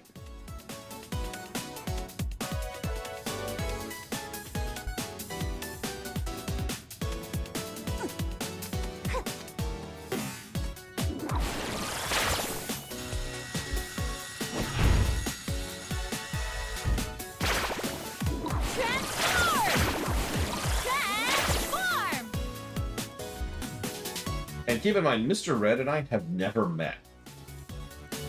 And yet I'm pretty sure that he and I could both identify each other if we were in such a situation like that relatively quickly and easily.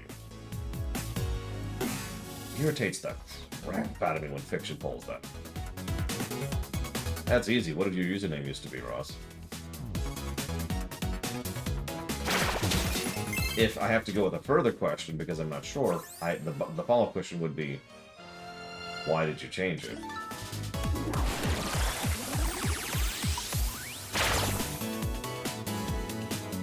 To Maverick, I'd say, where exactly did you record the lines that you recorded for Undertale?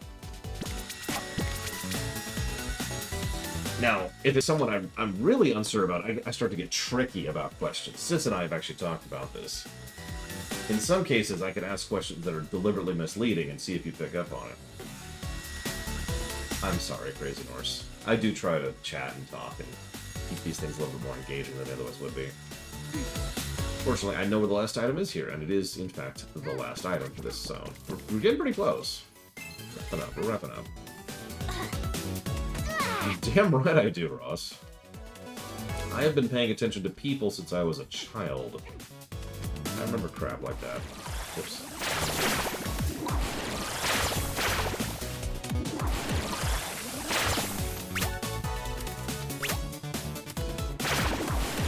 Transform! Slip our way up here. And heart piece. There were several. Most of them were early on, and most of you probably forgot because they're pretty dumb.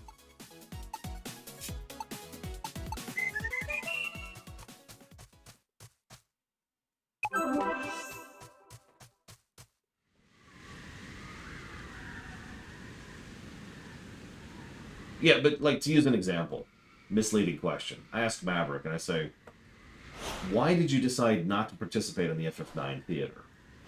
That's what I mean with a trick question, right? Or, yeah, exactly, like Phil just knows it. What year did I record the Star Wars sequel ruminations? Those are trick questions. And you have to say it right, too. You have to just kind of drop it casually so that they understand. Like they think you're asking them a normal question, and it's like, hang on. Like, I go to Lord Hermont, for example, and I can say, why do you think Lord Balin was the right choice for Orzammar?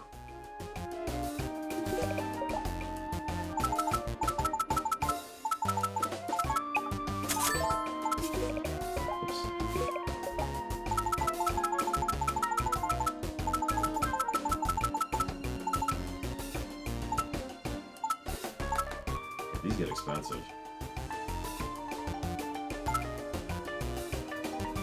Yeah, what was my childhood hit called, and what were they? Not appeal, but the time travel and Children of Time. Huh.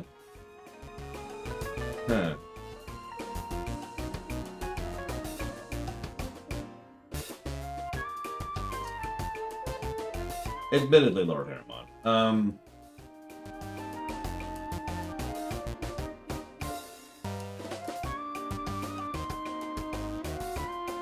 I suppose in your case, Lord Hermon, I would ask something kind of generic, but again, misleading. Like, why did you have such an unusual and difficult childhood growing up? Something like that.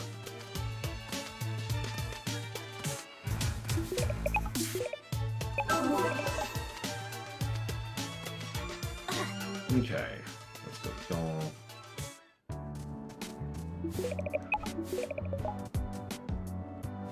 We're almost done, I swear, Crazy Norse. God, I have the walkthrough here. Although most of these have been pretty smooth anyways. Checking. Yep, all we're missing is everything from Cape Crustacean. Alright, give me a second. Let me write down some notes while I'm at it.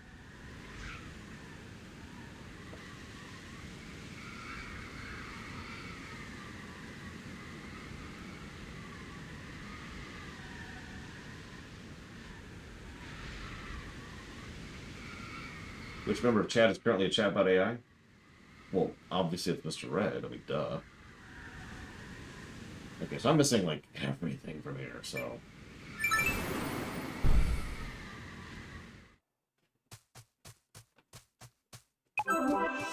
No, it's come up a few times, Lord. On your mark. Get set. Go. Usually in the form of me saying something like, you remember how such and such really sucked as a kid? And your reaction is always, no. Total restoration.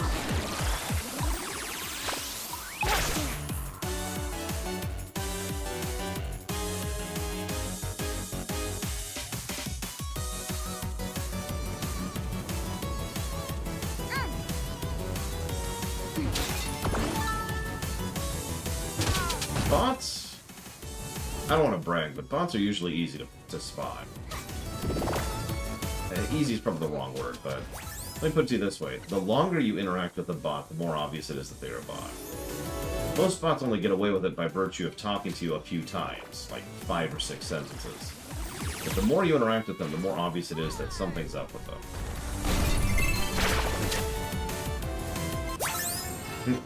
How did my rogue kill Demogorgon? That's a very good question. But I'm not going to answer it, because I am secretly a bot imposter. So there's that.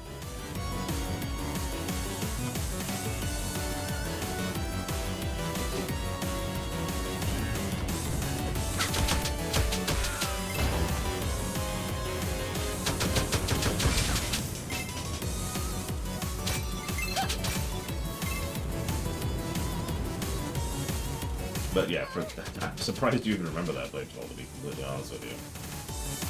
For those of you wondering at the point of Blade 12's question, I wasn't playing a rogue, I was playing a monk.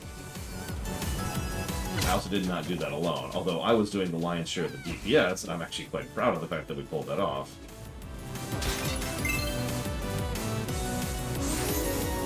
A more interesting question, if you want to get down to a non-leading question, would be, how did my monk escape from the gullet of Demogorgon? Because that was the thing that happened. And yeah, the fact that we pulled the chain trick, I'm still so jazzed about it all this time later. Cannot believe we pulled the chain trick.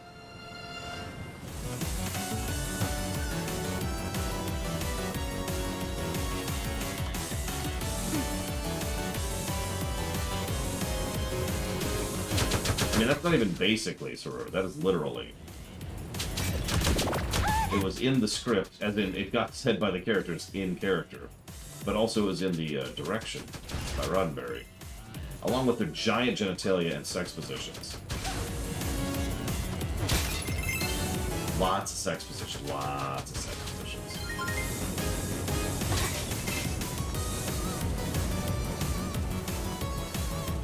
No, I'm not making that up if you're not familiar with it.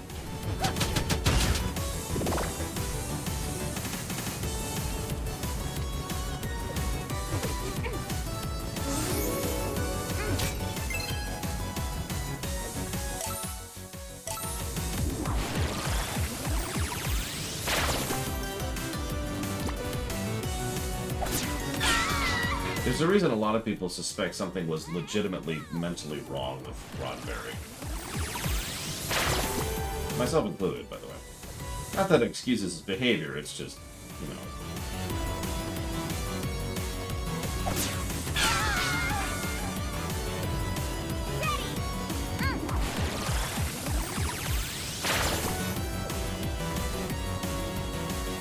Yeah, drugs, alcohol, deteriorating mental health, deteriorating health. And a healthy dose of being a scumbag. He really did, Ross. Man got sent into space as an honor. You ever think about that? I'm ready. Like, how many people have honorarily been launched into space posthumously?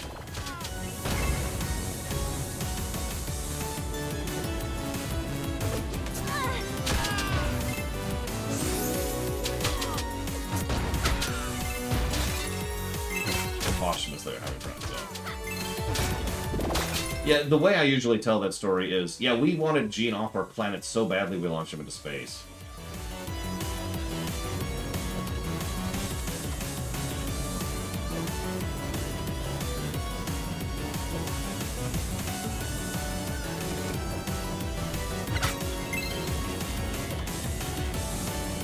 whole reason for the space race was to get Gene Roddenberry off our freaking planet.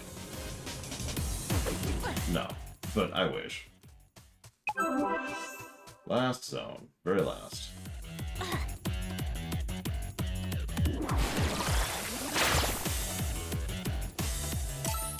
What?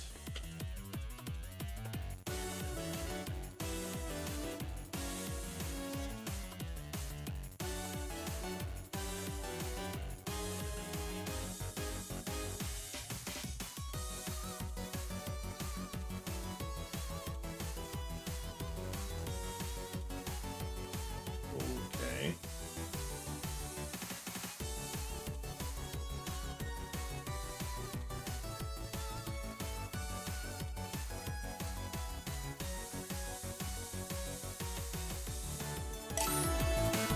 Or Gene Coon. Us.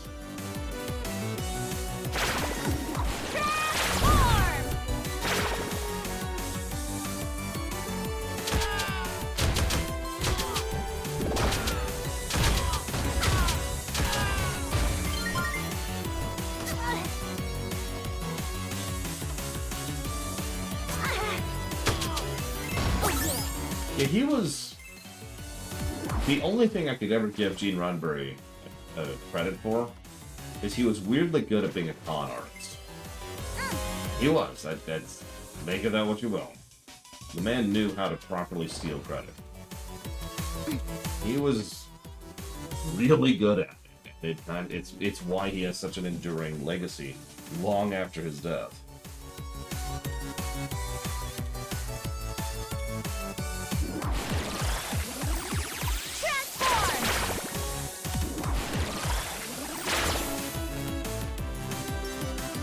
He also hated looking like the bad guy.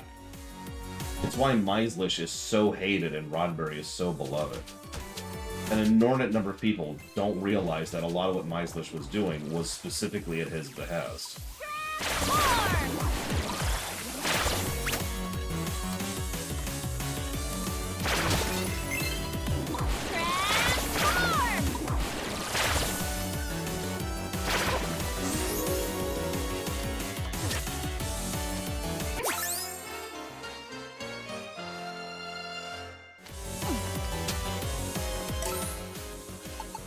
Redstone do it. Oh, okay.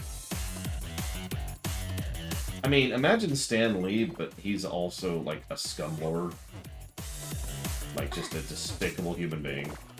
And also a rapist. And that's Gene Roddenberry in a nutshell.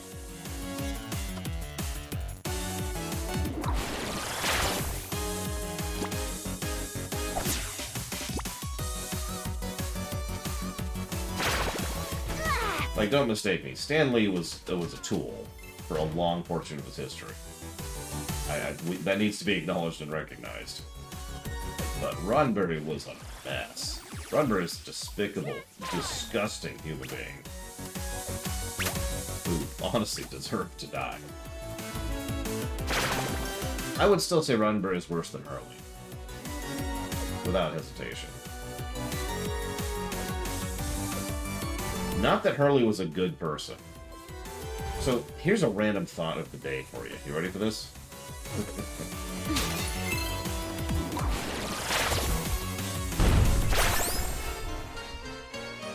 So you remember how Season 2, there was a lot of internal politics at Star Trek? And a whole lot of effort was being done by a fairly large number of people in order to take control of Star Trek. A lot of people saw it as their meal ticket. Well, we got Rick Berman as a consequence of that, and lots of people bashed Rick Berman, including, I feel like pointing out, me. And yet, for all of the horrible crap Rick Berman has done over the years, hypothetically, I actually think we came out as winners out of that. Because the alternative was Maurice Hurley.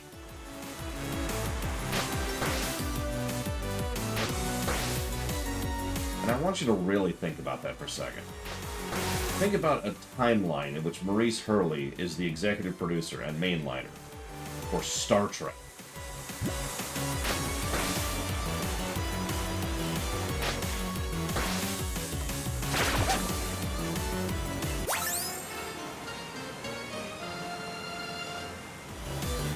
Yeah, absolutely, sir. I spit venom at Rick Berman regularly, but he is literally the reason we have modern Trek. Singularly. Like, we could point to one person. He was the asshole executive who went to bat for it. So Maurice Hurley, let's get this out of the way, probably did something with Gates McFadden. Neither of them have talked about it, and that's Hollywood. Shrug. I'm just going to let that sit there, because we're never going to know details, because neither of them have ever talked about it. But something happened with Maurice Hurley and Gates McFadden. And I wanted to start with that, because I feel that it's the perfect way to set the mood of Maurice Hurley. He also... I don't even know where to start elsewise. Part of the problem is we don't have as much reason for why he's a terrible person as Rick Berman, because Rick Berman actually did win that particular battle. Ah, good. Thank you for checking, Walker. So I can recommend PS4 and Switch for the Pixel remasters. But Maurice Hurley was, in addition to being a sleazy executive just like Berman was, more of an incompetent and a lot more married to the idea of... I think how to even explain this in words. Turning Star Trek into a production line show. And I know what you're thinking. Isn't that what Berman did? No, actually. For all that Berman screwed up, especially in the wallpaper paste era of Trek, Berman honestly wanted Trek to be Trek. Maurice Hurley wanted Trek to be sitcom number 57 that you don't even remember. Don't lie to me. If I was to randomly string together 3 words from 3 separate sitcom titles and say them to you, some part of you in the back of your brain would be thinking, oh yeah, I remember that show. But no, you don't, because they're generic wallpaper paste garbage. That's what Maurice Hurley wanted to turn Trek into. He thought that would be the best possible way to go with the show. And again, turn it into a factory, essentially.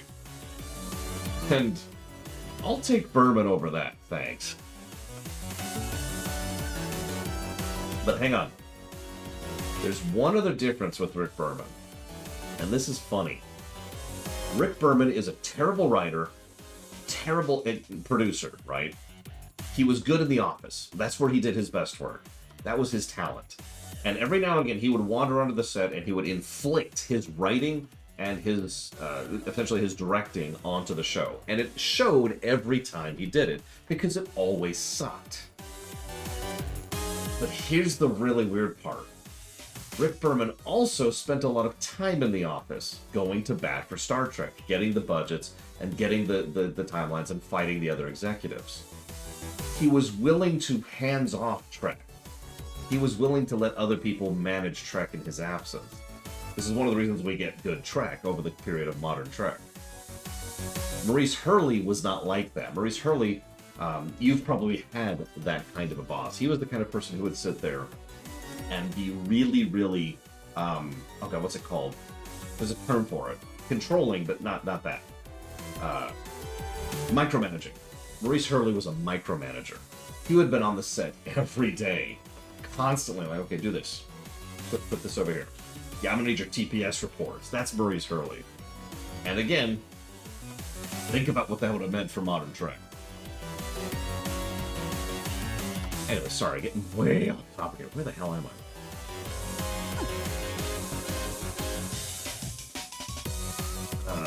Where am I? Lost track of what I needed. Robert Beltran is the Brent Spiner of Voyager, and that's just how I'm going to say that. There's usually one per show. I say usually because DS9's kind of a weird case there.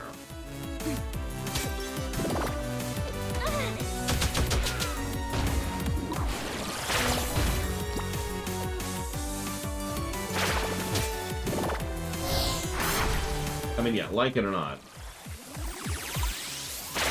Shatner was not a great person as of TOS. Not a big thing there going on. I know there's spikes up ahead. I just don't shout out there. Okay, so let's do this.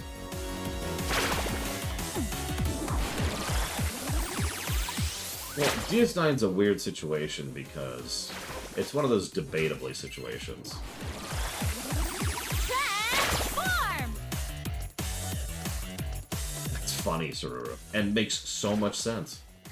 But yeah, like, Spiner is an asshole. And Robert Beltran is... I'm gonna leave that there. I'm just gonna let that sit there. I don't want to get into that, to be completely honest with you. But over on Deep Space Nine, we have kind of more of a situation with the actors. Except with Mark Alamo. And the problem with him is that he went through a lot of stuff. And that's part of why he's a little bit off the camera.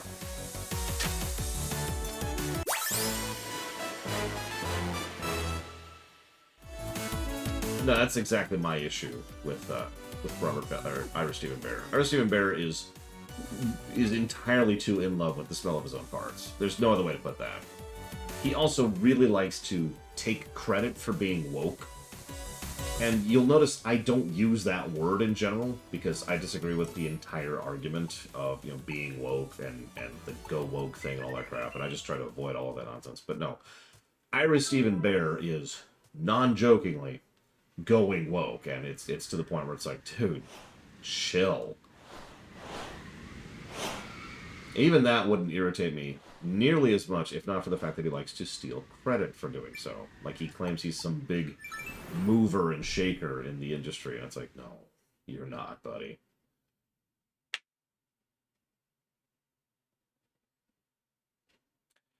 Anyways, we have now 100%ed. Yay. Let's go save.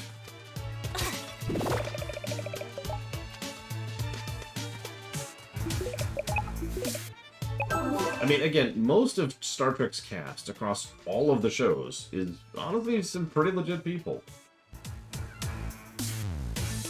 Unlike the individuals I mean, they're the exceptions for a reason. Even the woman who played Kat, so I can't think of her name, she had legitimate mental health issues. You know, she was not a bad person or a dick or an asshole or anything else like that. She just had mental health issues, and it's a damn shame it took years. Jennifer Lee, thank you. It took years and years for those to actually come to light, for us to understand why what happened. Okay, let's go beat the game. By the way, we're going to be cutting off the guessing game very soon. That's what else I should go do this real quick. Headache mode. Oh yeah, Garrett Wong is awesome. I mean, honestly, again, most of the Star Trek cast across the series are all pretty cool, awesome people. That's what it is.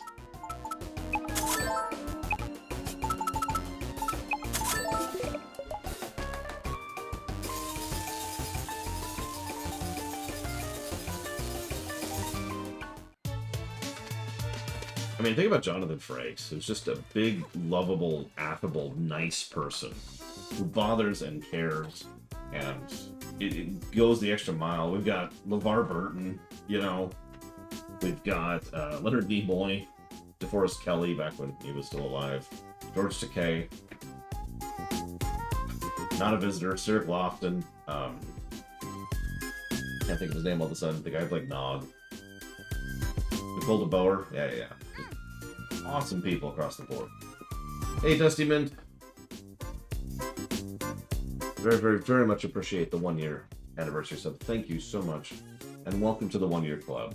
I'll jot that down for Age of Empires. And as a reminder, you can put that towards up to 2 other things in addition if you want to. You don't have to, but you can. Yeah, so let's talk about one. Perfect.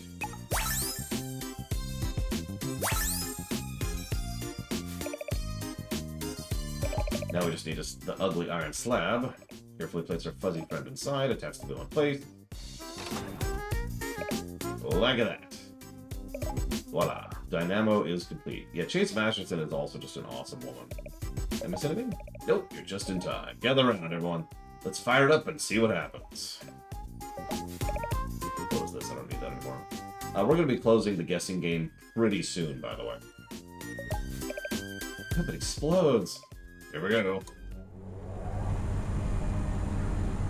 So you've just found a blueprint for some ancient piece of technology.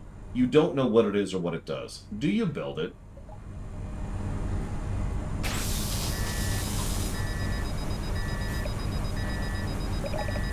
Looks at that. You better shut it down. Too dangerous. Look out!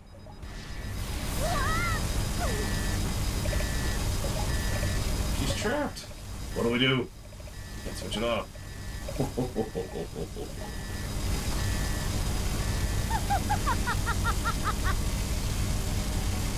Just like I was making a deliberate Mass Effect 3 reference. Look at you poor confused simpletons. It's your doing, isn't it? You found my little girl. You'll what? Build another machine to stop me? You really are a fool. I think I returned the blueprints willingly. You swap blueprints. That's right. You've been building the machine to my specifications. Your design was flawed from the start. It's true your dynamo is capable of generating great quantities of electricity, but as a byproduct, it also produces significant counterflow of negative energy with each rotation. I simply altered the plans to turn the negative energy into dark magic.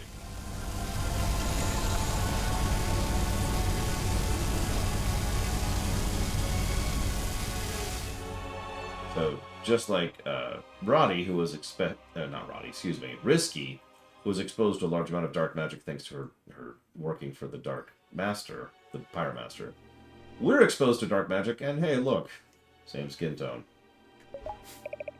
An experiment, of course. As you can see, I've successfully inverted the Runt's magic.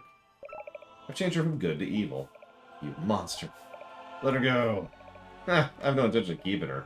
The Runt served her purpose. I'm going to modify the dynamo to generate dark magic on a major scale. You see, the power to corrupt a single half-genie is fine, I suppose, but why stop there?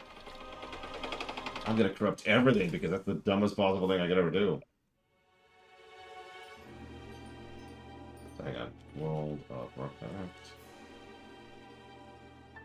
And Metro 2033 Redux. Redo? Whatever, you get the point.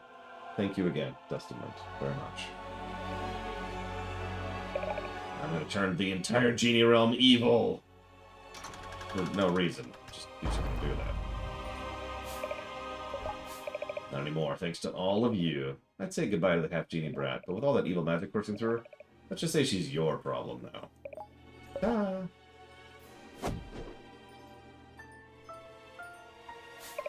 That inhuman fiend. Forget her. What about Shantae? Is she really evil now? Shantae, can you hear my voice? Such incredible power! What are we gonna do? What can we do? I know what you can do. You can suffer! You can squirm like the pathetic maggots you are! Wallow in torment! Okay, we've hit the teenager phase, apparently. Beg for your very lives! Look out!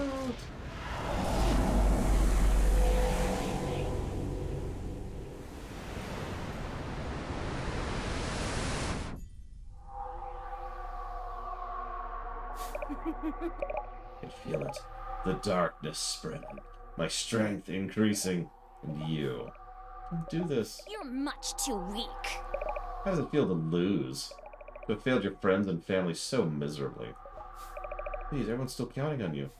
No, this is how it ends. Here in the darkness where no one can save you. You never stood a chance. Goodbye. Stop. How did you get here? Pathetic. Shantae, listen. It's me, Sky. I know you're in there somewhere.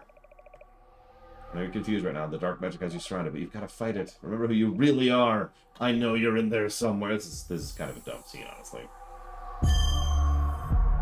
I get what they're going for, but really? Shantae, I know I can be a rotten friend and I mess up a lot, but I want you to know I've always believed in you. You're a friend to everyone, even someone like me who everyone else is afraid of. Aww. Roddy gets a pass. Evil Shantae would walk up and somebody would be like, can you please help me save my dog? And she would be like, no.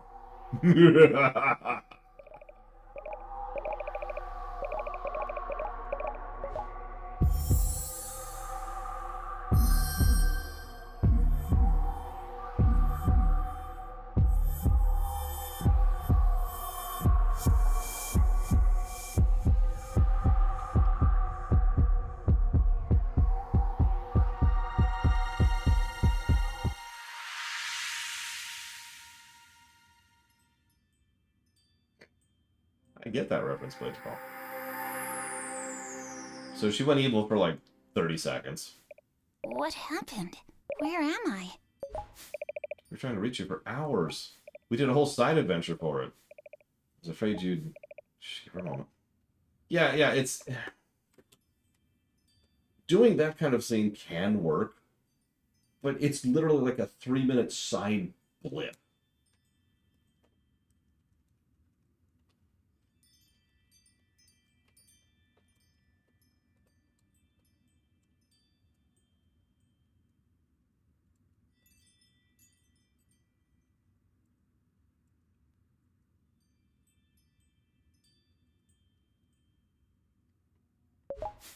Yeah, you're overcome by dark magic. It's my fault. It's my fault. I knew the Genie realm was in danger. I wanted to be a hero and save the day, but I wanted to do it all on my own. I still felt like I had to make up for my human half. But without the strength of my human friends, I'd be lost right now. I put you in so much danger. I'm sorry. We're just glad you're back. And I'm beginning to think your human half is the stronger part of you. No, it's the part of her that is literal magic, you moron.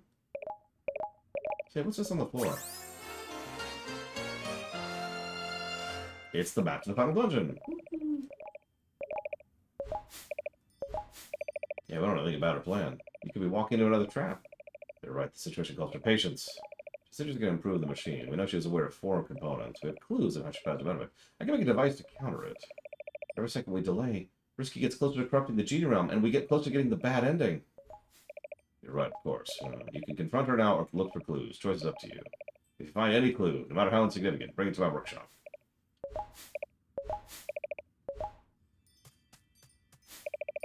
Risky may have the upper hand, but we're not finished yet. I'd offer some help, but I forgot what you're looking for. Thanks, fellow. Techno Baron. What are you doing here? Pure procrastination. I've been assigned 1 billion hours of community service. They're making me tear down my factory to make way for a putrid mermaid preserve. Ugh. That's what you get, I suppose. The sooner you get back to work, the sooner it'll be done. Try whistling. Never, I say. I refuse to lift a single digit until someone recovers my data chip. I forgot we had one last thing. Never mind, we're not closing the game soon. It might not be the game today. I forgot about this second sequence. Okay, so there's a thing we have to find there.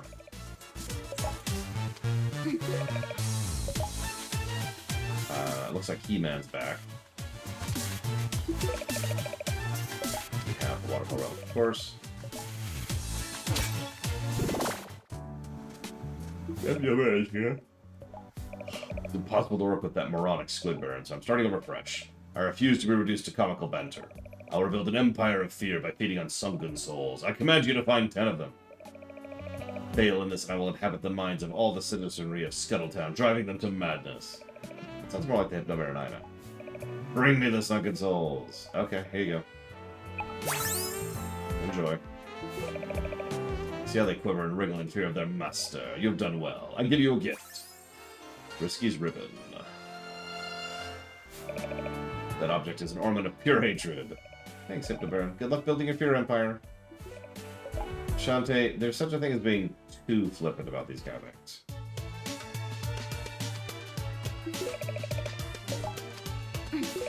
Ammo Baron, what are you doing here?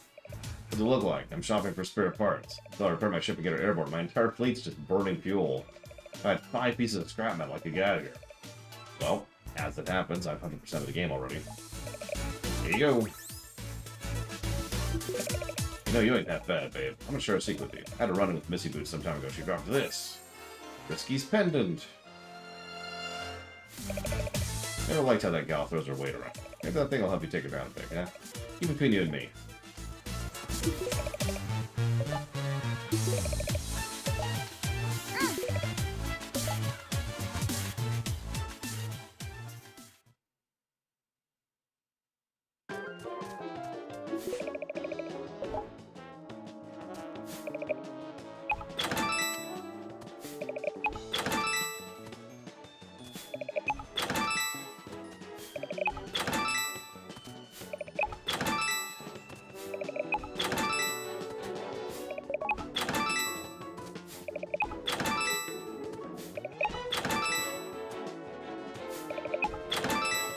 There, give me my reward.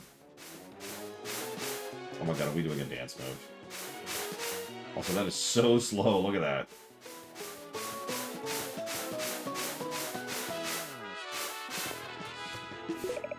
Here you go, some tacky costume jewelry as a thank you. Magical tiara. I don't remember what that does.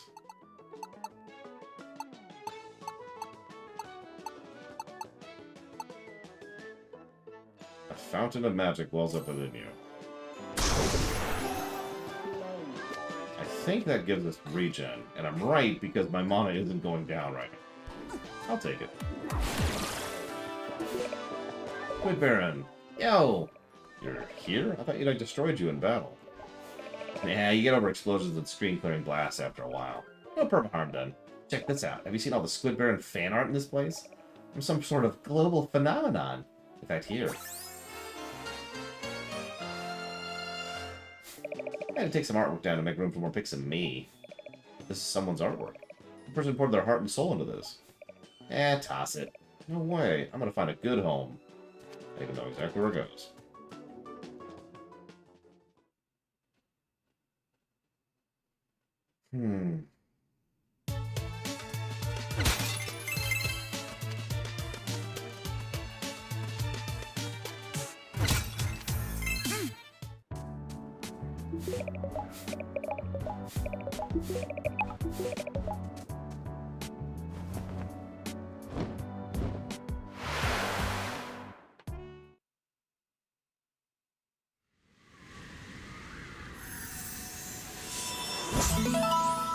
Interesting, Sarura. Sounds like an amusing take on it. Actually reminds me of One Punch Man a little bit. Who are you? I could kill people in one punch. Okay. You gonna do it? No.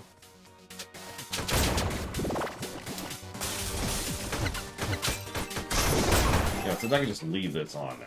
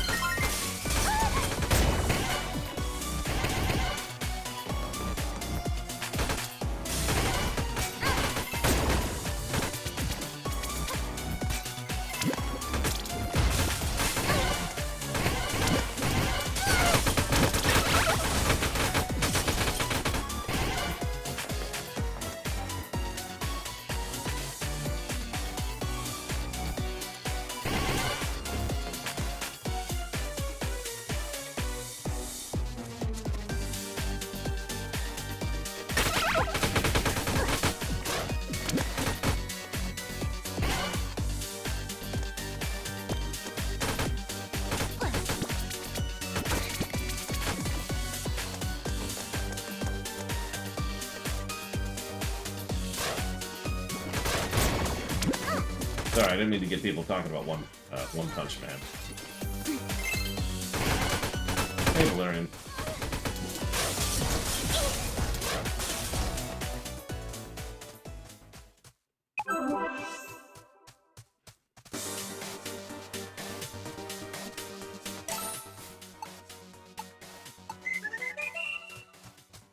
I don't remember how this stupid place lays out.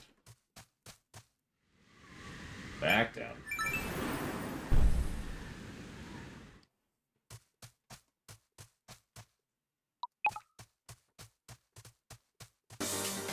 Let's go. Minotaur.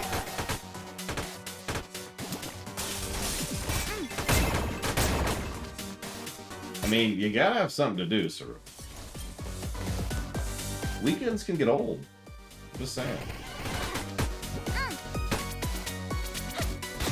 I could you imagine the horror of having to take a weekend off? Ugh.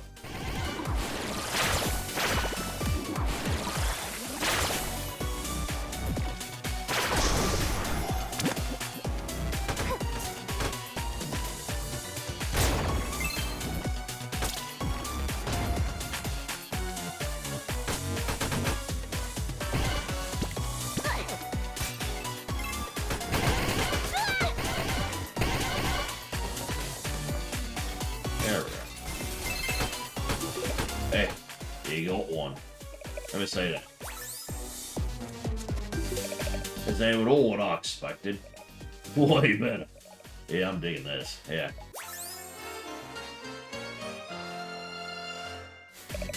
Picked up that sorry-looking squid poster at a nerd con. New boxies. Stay classy, Abner.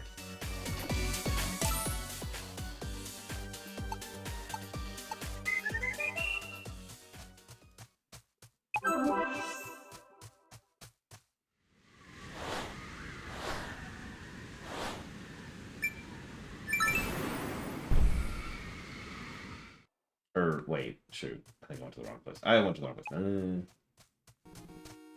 Oh god, it's ISE. Ready to go.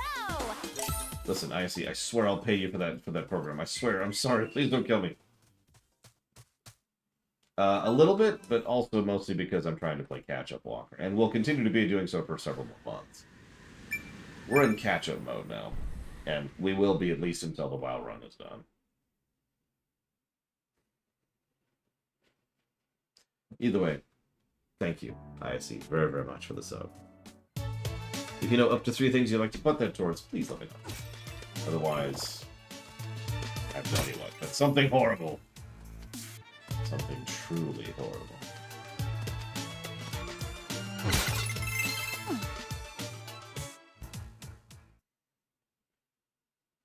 No, you can just tell me right here. Hey, that squid poster you have looks epic. Give me that. Oh yes, I've gotta have this laminated. Here, something for you in return. Risky's buckle. Just the orbital? Not 2 other things? Looks like it broke off of a size 7 fashionable leather boot. It smelled great. See around like a donut. But, okay.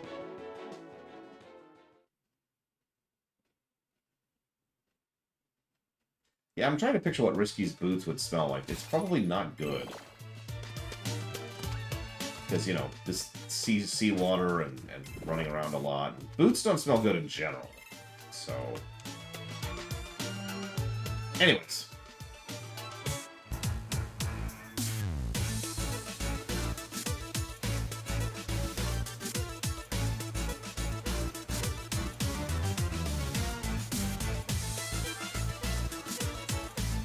Man, I hope so, Walker. I mean, the object.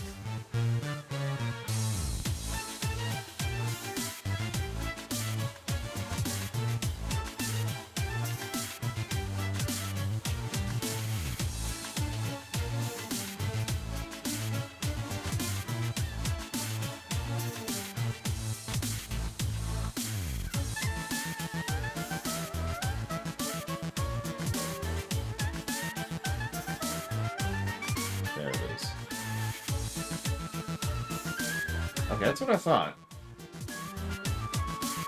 No, it was a really, really brief thing, like a really brief thing.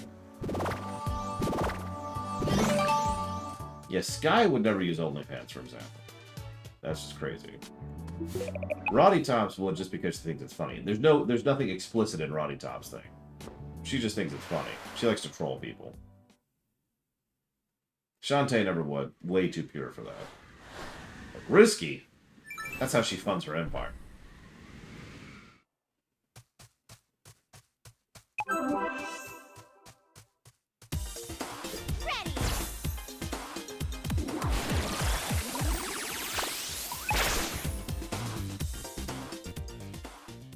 Yeah, exactly, Walker. Yeah, Roddy would put feet pics. She's like, I'm gonna do a skin reveal, and they're like, oh my god, yes, please. And it's her feet. And then, surprise, it's not actually her current feet, it's some other person's feet.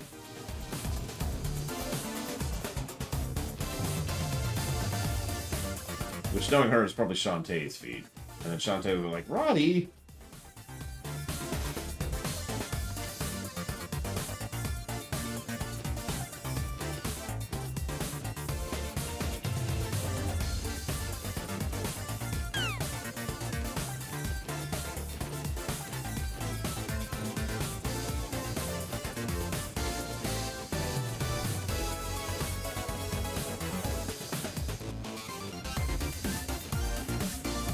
I like Walker's idea better, actually. It's her feet. Over there. Like, sitting right next to her.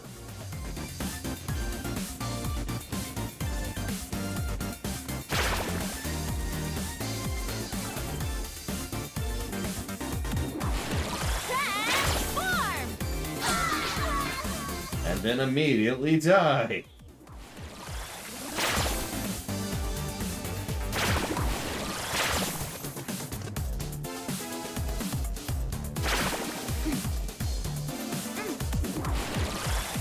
No wonder I screwed up last time. It's down, not up.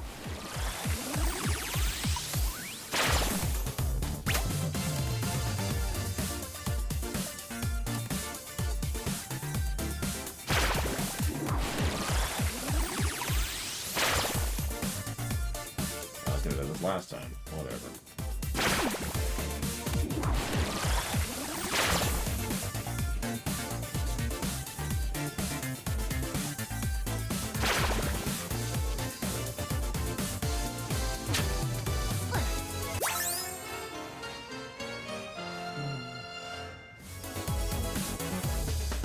Okay.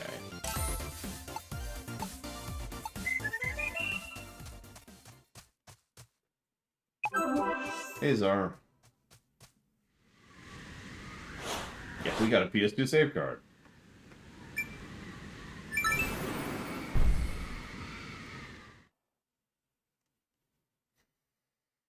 I mean, Harpy's the obvious choice saber for wife. So I'm gonna go with that. The ability to fly is neat. Although...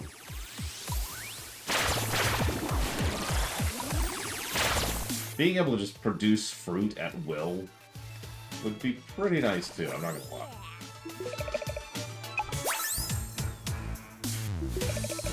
Mine. Yeah. Well then, I see no reason not to give a reward to a suitable peasant such as yourself. Thanks. What are you looking at? Take your reward and leave me. Thanks, Technobara. Good luck becoming financially solvent. You're gonna rot in hell, buddy. Alright,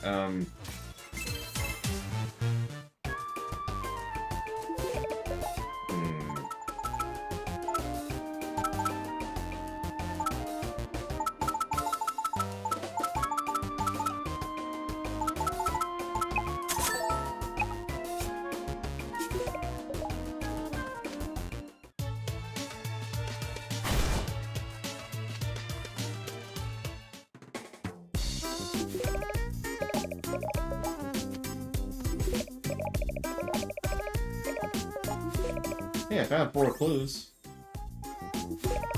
Let's have a look. Appears to be caked in ash from a metal forge. I'll keep studying.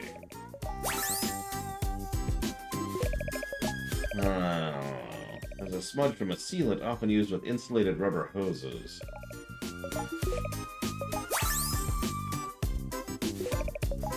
Let's have a look. Yeah, oil spot. Not your typical raid either.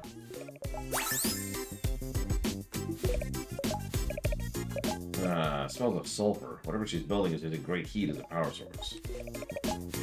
Perfect. With these 4 clues in hand, I should be able to decipher her plan. Let's see. Water dispersal. That's something to amplify the counterflow. No, she wouldn't have known about the hamster wheel. Yes, much larger intake valve. Eureka! Here's your answer.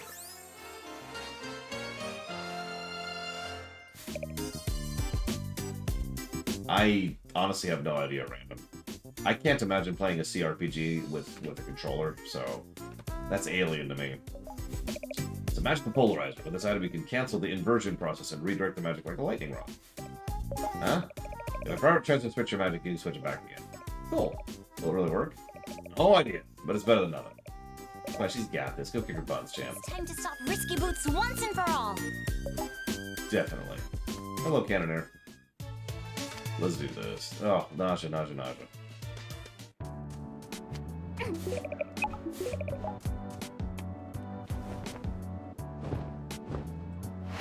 So anyways, as I said, final dungeon.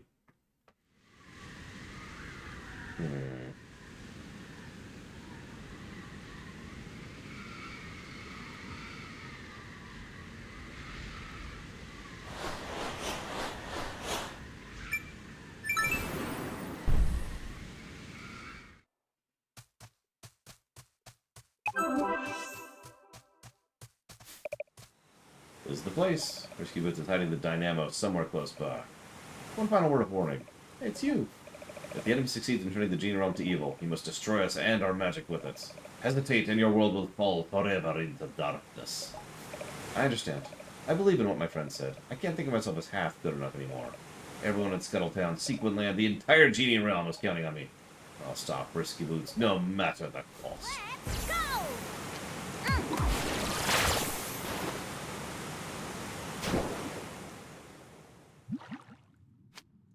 Gosh darn it.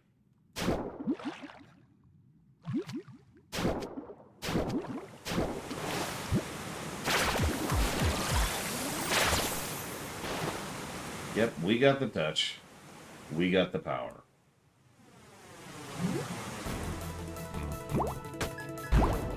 So, just like last time, it's a side-scroller. Probably because it's a side-scroller. Or was a side-scroller. Which I didn't know at the time, of course. But whatever.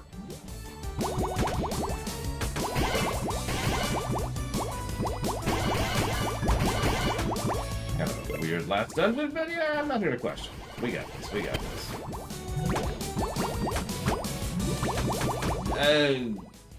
No, what I mean when I say side-scroller is that this is a shoot-'em-up.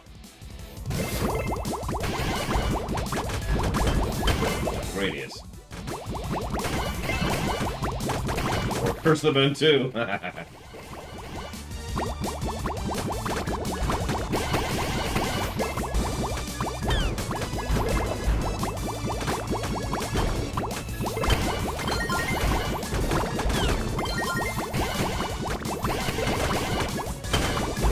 The notebook, sure. The painting, maybe not. Zach, I don't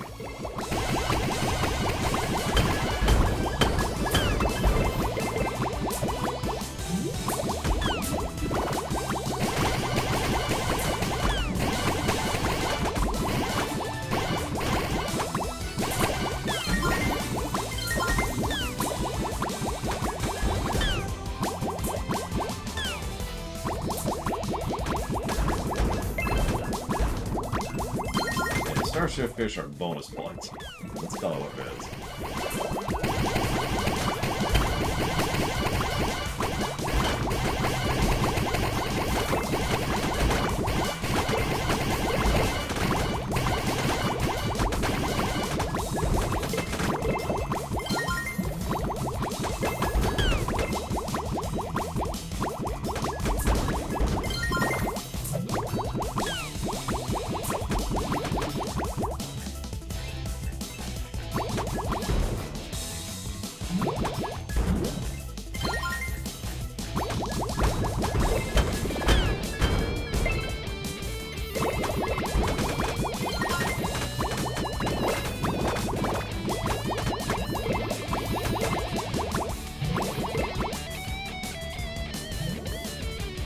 Hi, Starfish.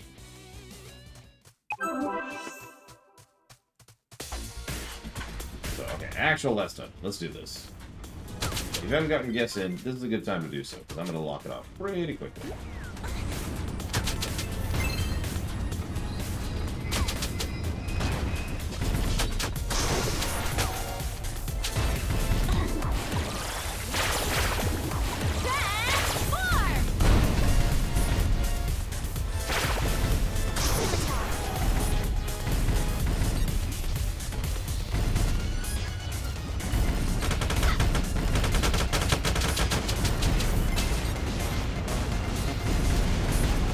Why do they keep using creatures as mounts? Don't answer that.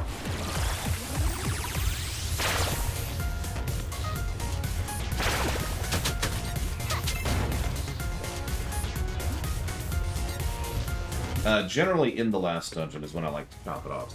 AKA right now. We usually have a little bit of auditing to do towards the end. But we do. We've also got a couple of extra modes to show off briefly.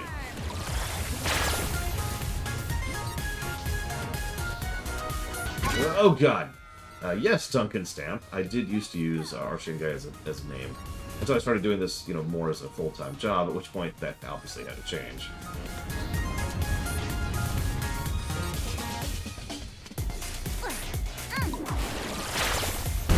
It was a username nobody could spell or pronounce. And I actually have demonstrable evidence that some people literally would be like, hey, that dude was cool, I should go watch something they did again. And they could never find me again because they couldn't spell or pronounce my username. I have played a very large amount of D&D since I was about 7. So, well over 33 years now. Why do you ask? Bullcrap? I disagree with that. Good to go.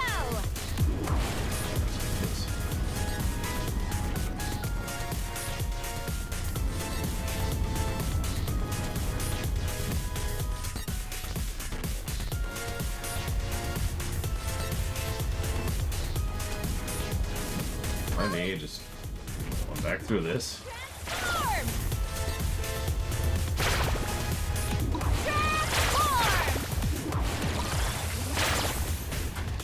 Always with the instant death spikes at the final stages. It's sickness, I'm telling you.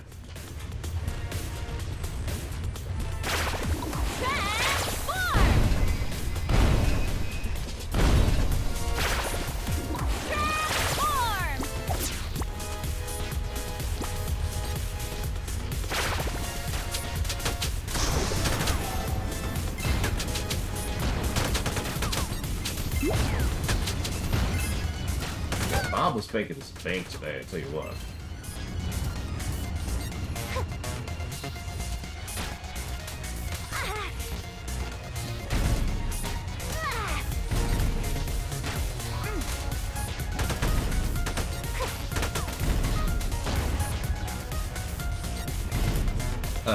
No. Duncan Stamp, I'm sorry. Transform! No offense whatsoever, I just absolutely do not have time for something like that in my life right now. I don't have time to GM any of my own things, never mind actually work on someone else's campaign. I haven't had time to play D&D lately. Total restoration!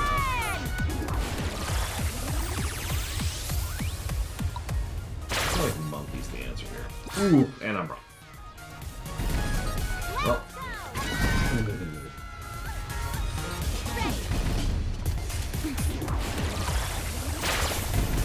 New answer. Whoa, whoa, whoa, whoa.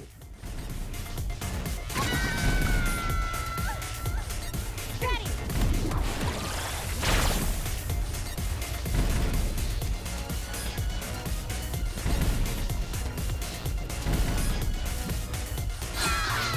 Ah, those ice physics.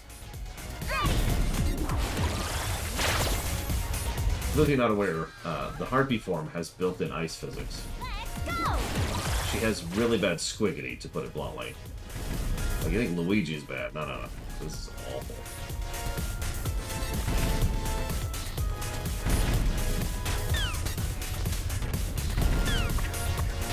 So we do actually have an attack on her. It's a star!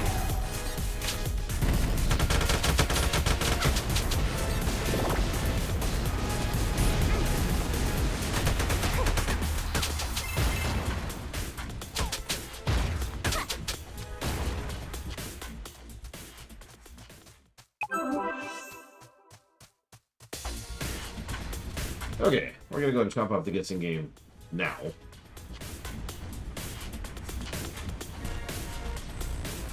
Mostly negative before that. I'm not a big fan of the concept of review bombing, but at the same time, every now and again it's kind of satisfying to see something just get review bombed. Usually something I personally disagree with, like Overwatch 2.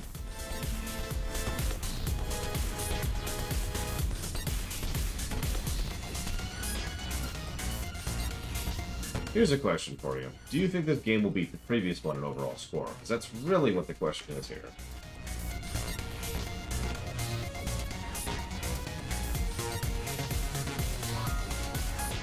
I have my own thoughts on the matter, which I will not share, of course.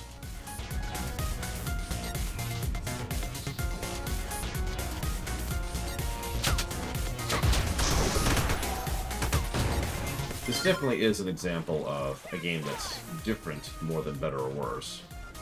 Like, it's a noticeably different tone and style and vibe and pretty much everything.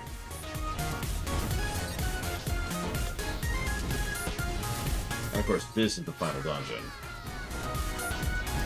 I'm ready! Transform! I mean, I know Bob's got to eat, but man. Could you lay off for a little bit, buddy? Oh yeah, we have air ice physics, by the way. In addition to everything else.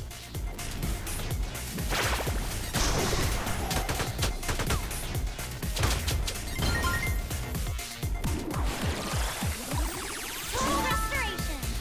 Yeah, sorry, thank you, Lord Hermon. So yeah, just for fun, I like to do a thing where people can guess what they think the golden number, aka the final score of a game, will be. And the person who gets closest can put, you know, interest and priority towards a game of their choosing for a future stream. So, it's a fun little guessing game, and, you know, with a minor stakes reward thing going on. That's all. Nothing flashy. I don't want to do this, so we're gonna do this way. Oh, did it.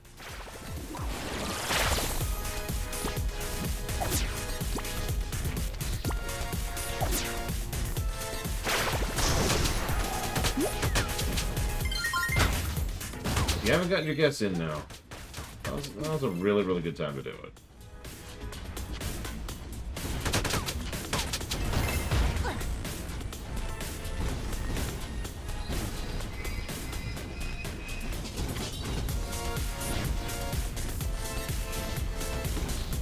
And by that, I mean, let me open back up so you can get your guesses in. But then then we're locking down.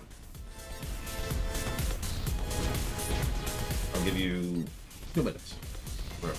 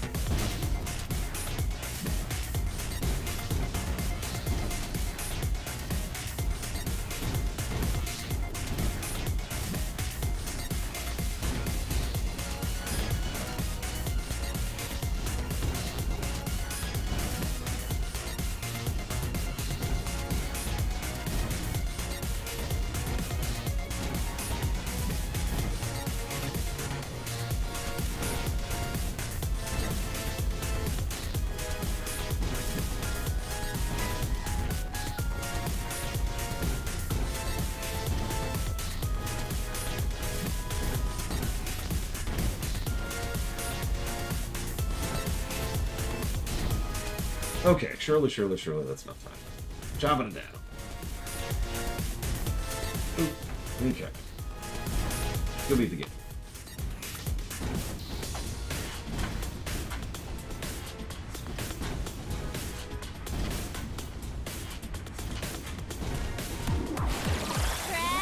Transform! Ready to go!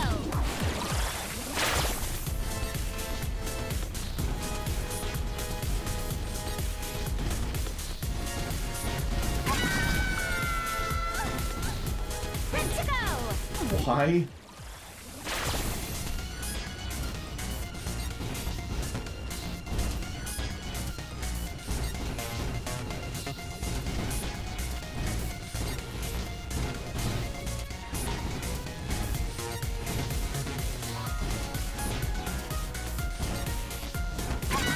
Damn it.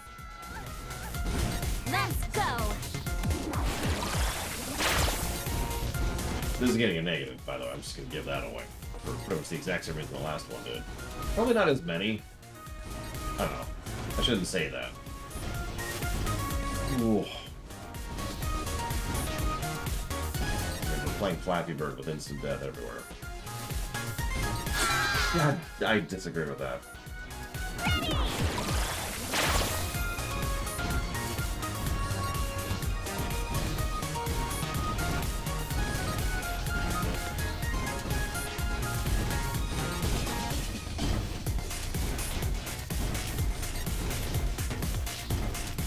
Those itches. Let's go. Transform. New strategy. We got this.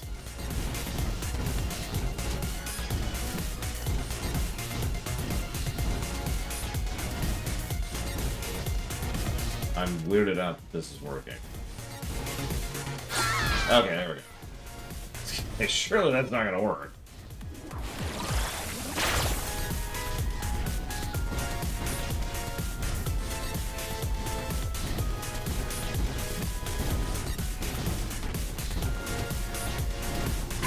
Oh my god. I'm ready. Transform. That would be really terrible, Saberboy. Total restoration. What almost sucks is we have infinite retries here. We just gotta keep doing this until we do it.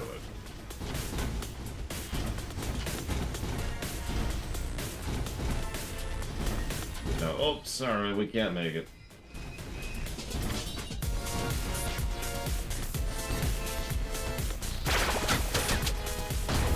Okay.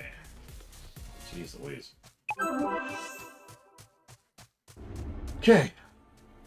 Looks like this is the end of the line. I must be getting close now. Final refill. Final boss time. Hold it right there, Risky. So, I figured a goody two-shoes like you might find a way to reverse the effects of the dark magic. I assure you the process is now irreversible. Where's the dynamo, Risky? You'll see soon enough. It's the tender loving care of my Tinkerbats. My men have been working tirelessly to unlock the dynamo's full potential. They'll be beyond anything your short-sighted uncle could ever even dream of. And yeah, actually. What's funny is they both have the same hair color if you're paying attention. Mm-hmm. But until their work is complete, I won't allow you to interfere. Boss battle. defeat Risky Boots.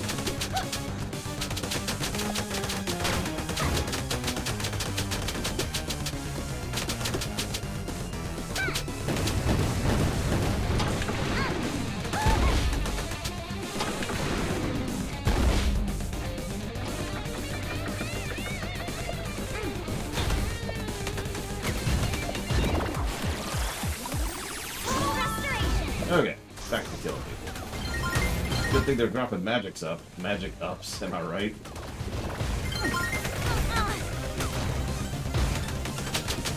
I do love how she uses a lot of her moveset from the previous game, which makes sense since she's actually a playable mode in this game. Spoilers. And yeah, she uses that same moveset from the previous game. She's got a bit of health though, not gonna lie.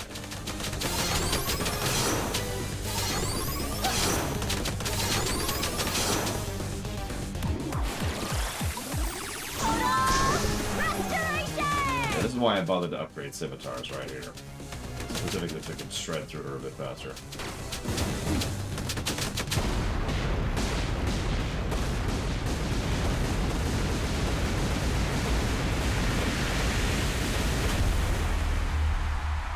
Okay, actual final boss time. This is the end, Risky Boots. Give up. Ha! You're too late. Now I'll introduce you to the final phase of my plan.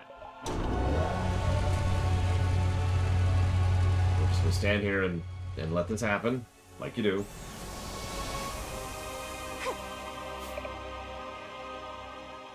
Behold, What is it? the new and improved Dynamo.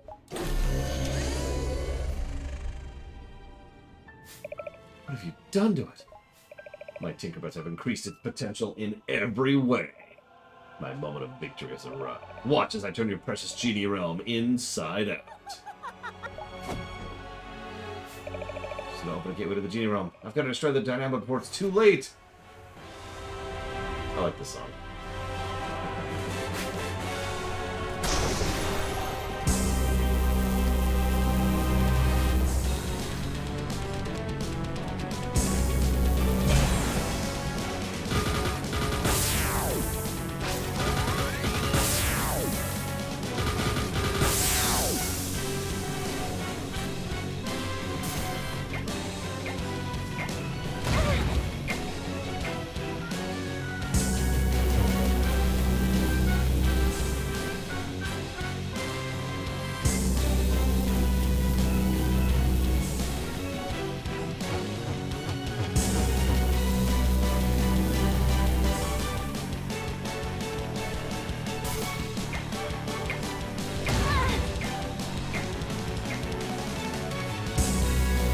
Come on.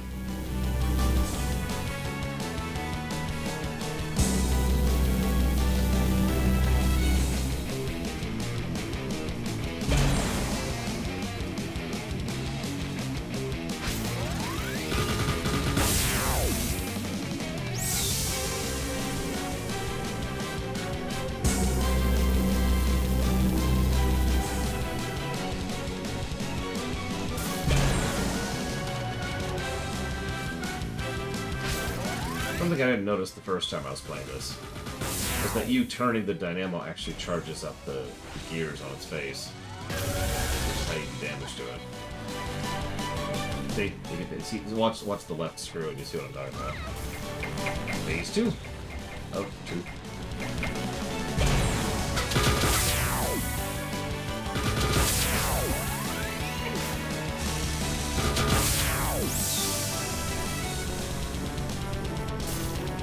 Because I didn't figure that out, I kept just stalling, waiting for something to happen, and nothing was happening because I wasn't moving the right direction. I'm stupid. Or if I was. 7 years ago when I first streamed this.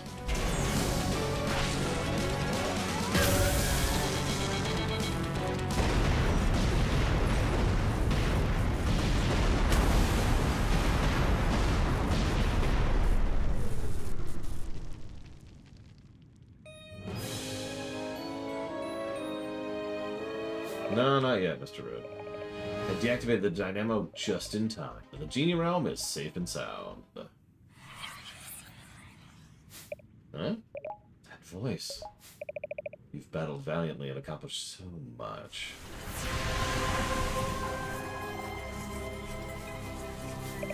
Daughter of the Genies. It's you! You've risked your life time and again to fight for justice in service of others. You are truly a mega man.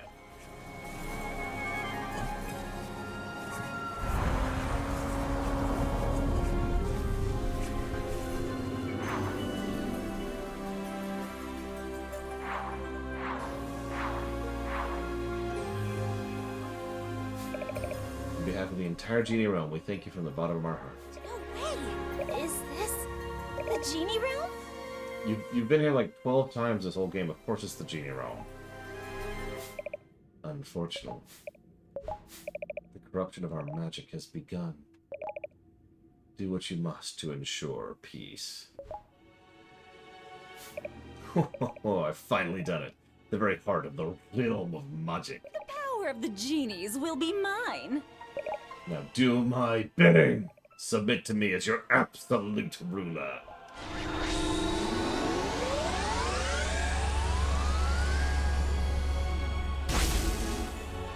Well, now he's angry. What's happening? No! It worked. The power of the genies is mine, and the world will bow before me. No choice. Before Risky can claim their power, I have to do it. I have to destroy the genie realm at any cost.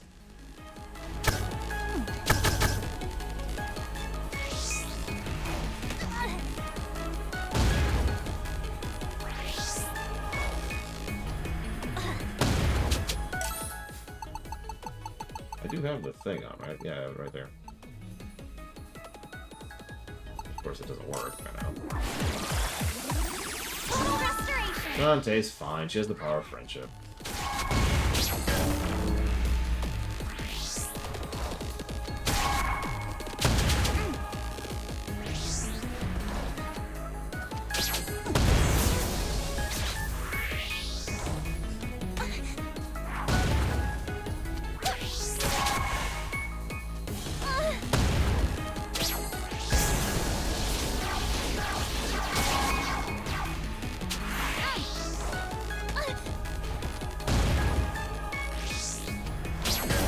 Meh. Over it. Total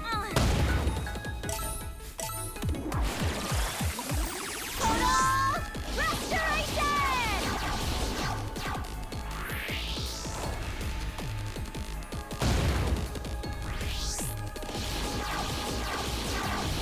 Really? You're just... Okay, fine.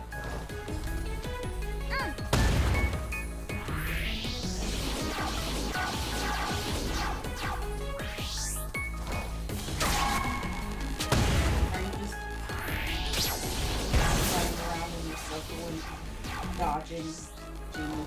I mean, occasionally I knock something into it, but yeah. It's not a great boss fight. It's a shame. Usually the boss fights in this game are pretty good. This one's... whatever. Yes, we're fighting the MCP. End of line.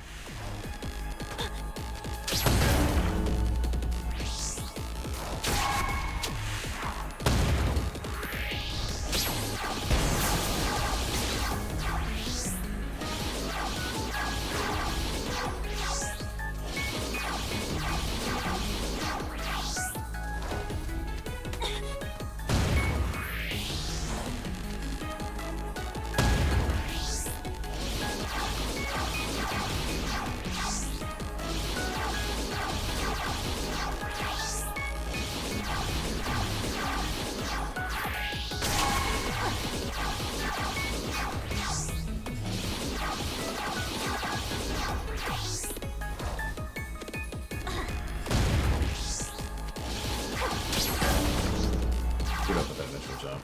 Whatever.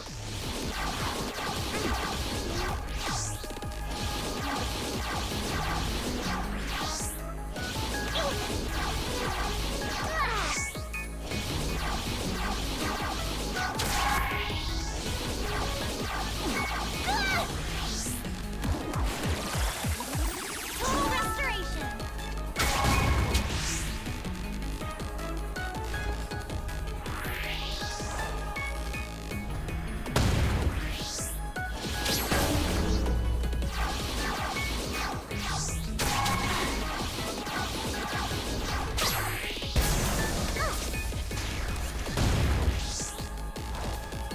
As you can tell, this boss has entirely too much health, so it's probably going to be a negative for dungeon and negative for boss fight. That seems to be the norm for this franchise.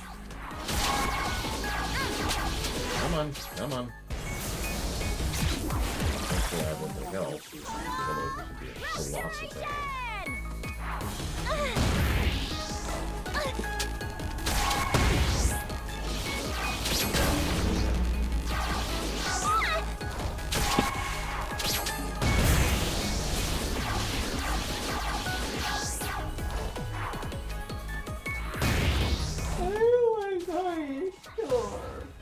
told you I'd go with you. You just gotta give me a few.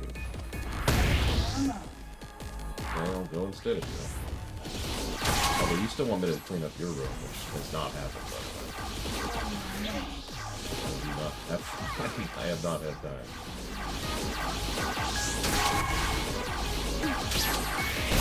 There we go. Jeez. Time! Speaking of which. Yep. I don't want to go to the store. I'm tired. Can you go? Ooh. Blasted no good, wretchling, meddling runt. You've ruined everything. Perfect plan. I almost had it all. Now I'll have the satisfaction of sending you straight to a fiery grave.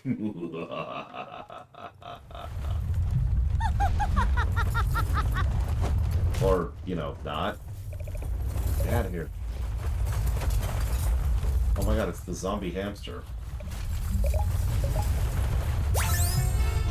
What? You got zombie hamster. I told you, the zombie hamster. Gotta save the animals, like you do. Yeah. Close the door, please. I'm gonna head. Okay, so one last escape sequence. Gotta have an escape sequence.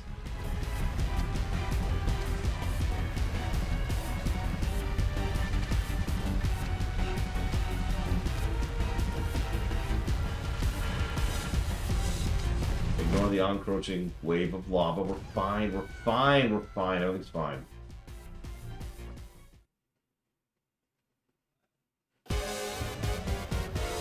Notice we have no health or no lives. We're just doing this until we succeed.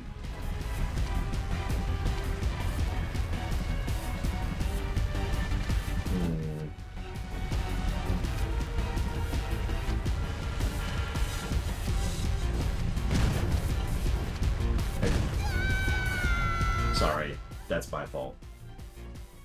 I spaced a little bit there. I was actually thinking about the review, not the game I was currently playing, which I suppose sounds like the same thing, but it kind of isn't.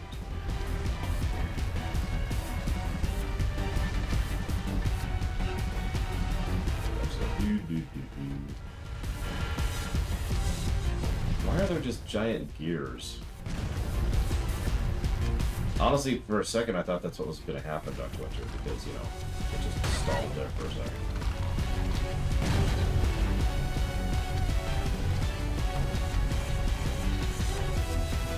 Imagine if this was zoomed in like the Game Boy Color game was. And we're dead. We have to start over. All from the beginning. What? We have to start over all from the beginning. Bad game design. Mid-mission checkpoints are a thing of the past. Get with modern game design. You already do the final boss. Yep. So. Mm-hmm. It's fine, it's fine. Everything's fine. We have to do a memorization sequence now. What are you doing? Sliding. Now I'm right. Now I'm sliding. My butt is very smooth. Why is everything on fire? Well, the volcano's exploding. Why? Good question. Not it. Catching up to you. Yep. Yep. That's the thing that's happening. It's okay if I fail, I have to do the whole thing over again. Again. Like that. That? Yep, so now we gotta do this again. So hang on.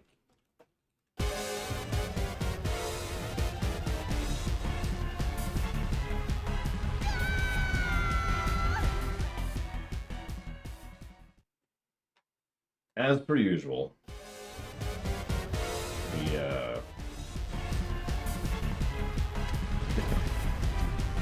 it is really funny, if predictable, how many games fall apart hard at the end of the game.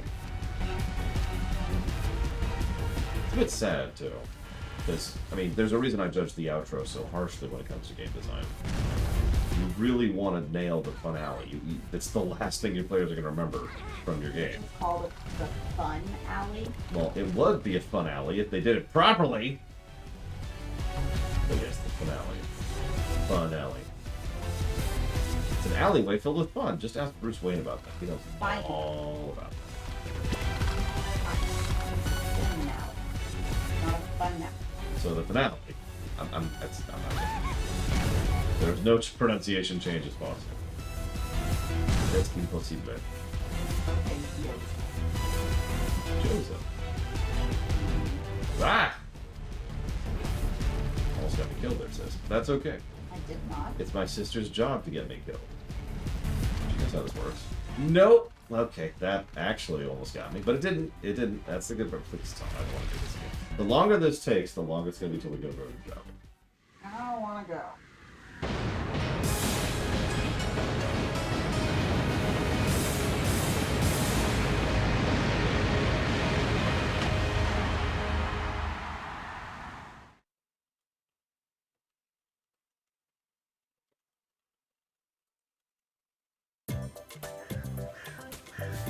We made it.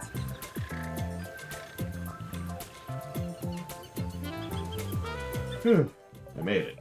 That was a close call. Too close. Thanks for the lift, Sky. Yeah, someone's got to keep an eye on you. Looks like Sequence Land is safe from evil once again. Yep, thanks to our half-genie hero. Yeah, couldn't have done it without you guys. Hold up there. Oh, sorry, it's the mayor. Hold up there. So, Scuttletown is more or less prepared, and the vision of Guardian Genie is still open. Are you trying to ask Shantae something there? Okay, I can't think of anyone more qualified than you. I put my car in my ion pocket. Will you come back? Pretty please? I never even left. Ooh, thought I was gonna have to put on that little red outfit and start dancing, you know. It would look good on you. I guess I won't do that. Yeah, anyway, I want to say hello to the Guardian Genie of Scuttletown. Yay! I think you made an excellent choice. Good. Thank goodness you made it out in one piece. When I saw the eruption, I feared I'd lost you. I'm fine, and Sequin Land is safe, thanks to you guys. Yeah, I helped out a lot this time. Feeling pretty heroic, you know? I think I'll start a dojo, start training up the next round of heroes. Gotta dream big. I'm gonna take off too. My brothers Abner and Poe, they're thinking about renovating that old mansion up north. Oh, cool. I'm gonna help them out, but after that, I'm gonna find the zombie caravan and travel a bit. I miss my wagon. I want to see more of the world. And you should come with me. Zombie road trip? Sure, why not? Yeah, let me chew on it. Take good care of Dookie. Huh? The hamster. Yep, we have a zombie hamster now. That's just our life. So if I was to feed Wrench and get cleaned up, so you never tell me how we managed to get so huge. What's your secret? It's a special diet, salted caramel for birds. Wrench goes nuts for him. I see. I think I'm gonna send him free for a while so he can spend some time with his family. Knowing Wrench, he won't be gone long. He's crazy about you, and I'm crazy about him back. Agreed to both points, Crazy Nurse. My, what an adventure you've had. I'm sorry about the dynamo, Uncle. No, it's all right. How about you? Are you okay? What really happened back there? Frisky used it to change the Genie realm from good to evil. For a short while, I was actually in there, in the Genie realm with them. Something I've always dreamed of, but to stop Frisky, I had to kill them all. I had to murder every last Genie, including my mother, and now I've given in to the edge side of the Force. Oh, I'm sorry. I know you only did what was required. We have to hit that teen demographic.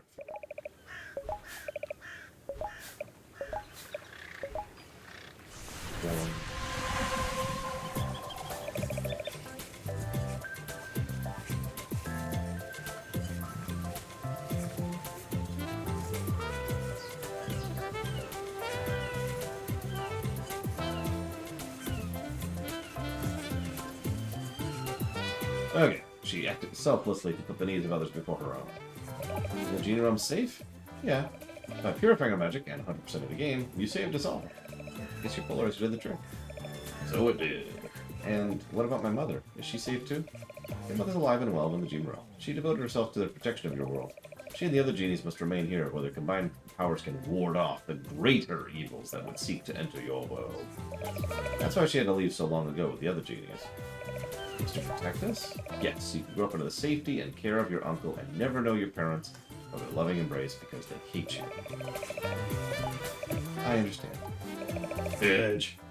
She also wants you to know that you are never alone. There's a special magic, a gift she's placed upon your heart. For real? Your family is never as far away as you might think. Take comfort in knowing she is with you always, and she loves you very much. Now, let's return to the Genie realm. Tell her I understand what she's done for us, and I love her right back. We'll tell her good luck, and to you. Come on, Uncle. Good. To celebrate. Duh. That reminds me, I recently unearthed for designs for something called a bicycle. Next project, I'm gonna build one for you. I don't think... Okay. Okay, Uncle. Wait up. Until the next time, daughter of the Genies. Goodbye, farewell.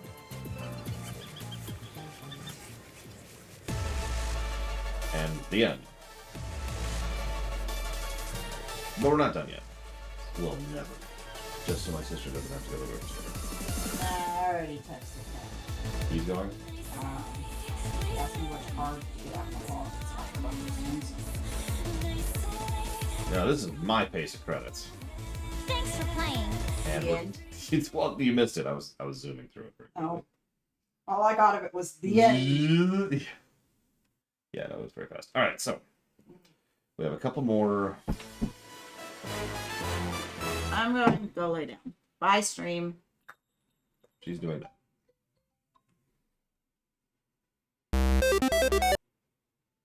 Yes, I know it's very fast or very loud. Shantae, Excuse me. Ask Genie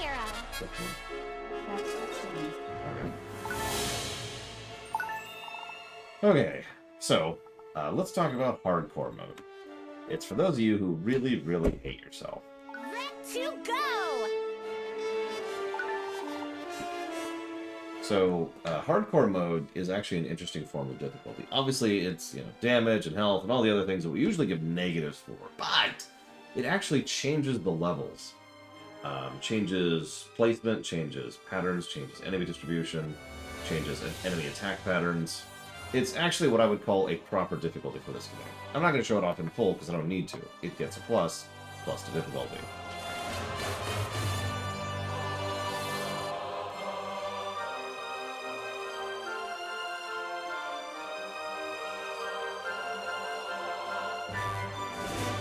This is the kind of thing that's usually a negative, so definite props to them for managing that. So, Pirates Screen mode. Once again, we're not going to be showing this off because it's effectively the same thing, but you'll notice we play as Risky, using effectively the same move kit we used back in the previous game. That's effectively a kit. Positive.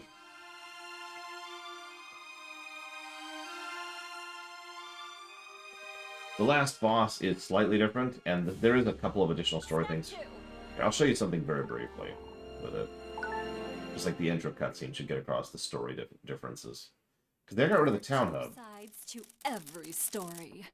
Replaced it with something a little more fan servicey. What really happened?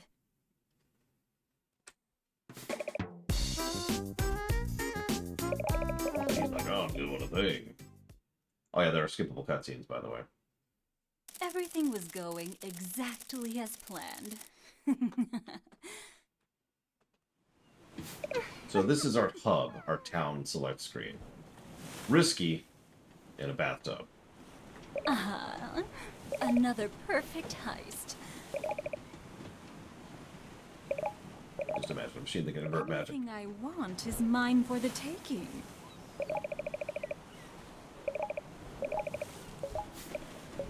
True. We're gonna need 5 components. So she has to run around and get all the stuff. It's the same stages. And again, the final boss is different. There's a few minor differences.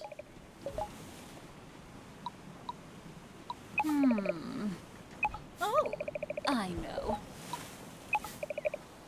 Make way! And yeah, this is how we do the levels. See? I'm not giving a story plus for the fact that Risky is in the freaking bathtub. As you can see, we can upgrade these. It's a pretty decent mode. It's a pretty decent alternate mode. I'll give it another plus.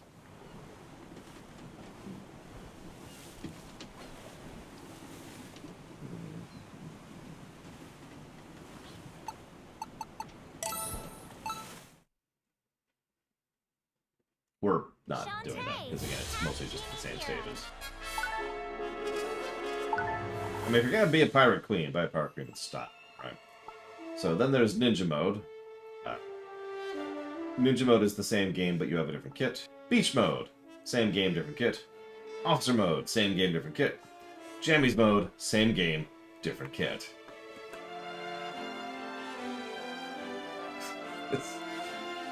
These are all good. I've poked around at all of these, but for obvious reasons, we're not playing through all of them. I want to show you Jammies mode just because it's really cute. Yeah, each one's going to get its own plus. Ninja mode, beach mode, officer mode, and Jammies mode. Let's go!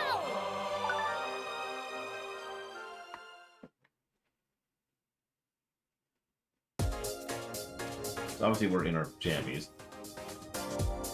This is a thing we can do. Oh, right. I remember why I paused here.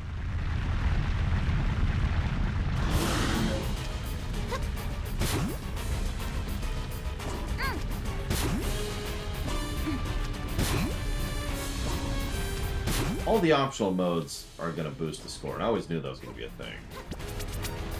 Because this game got a lot of post-release content, and that's going to boost the score. Like, unless that content sucks, you know?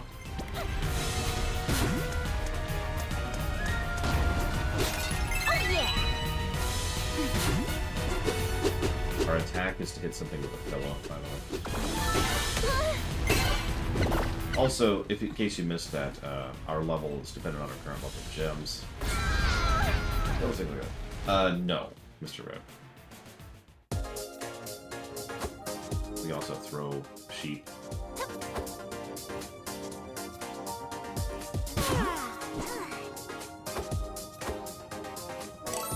You get it. It's very cute. Moving on. It is very cute. Shantae, half Genie. I'd say it dismissively, but I don't mean it dismissively. It's a good mode. Alright, so that just leaves Friends to the End. Friends to the end.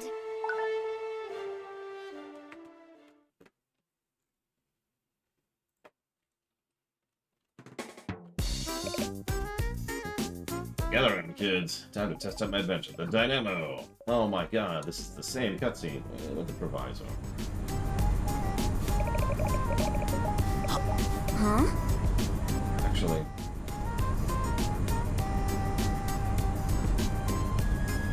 one moment, please.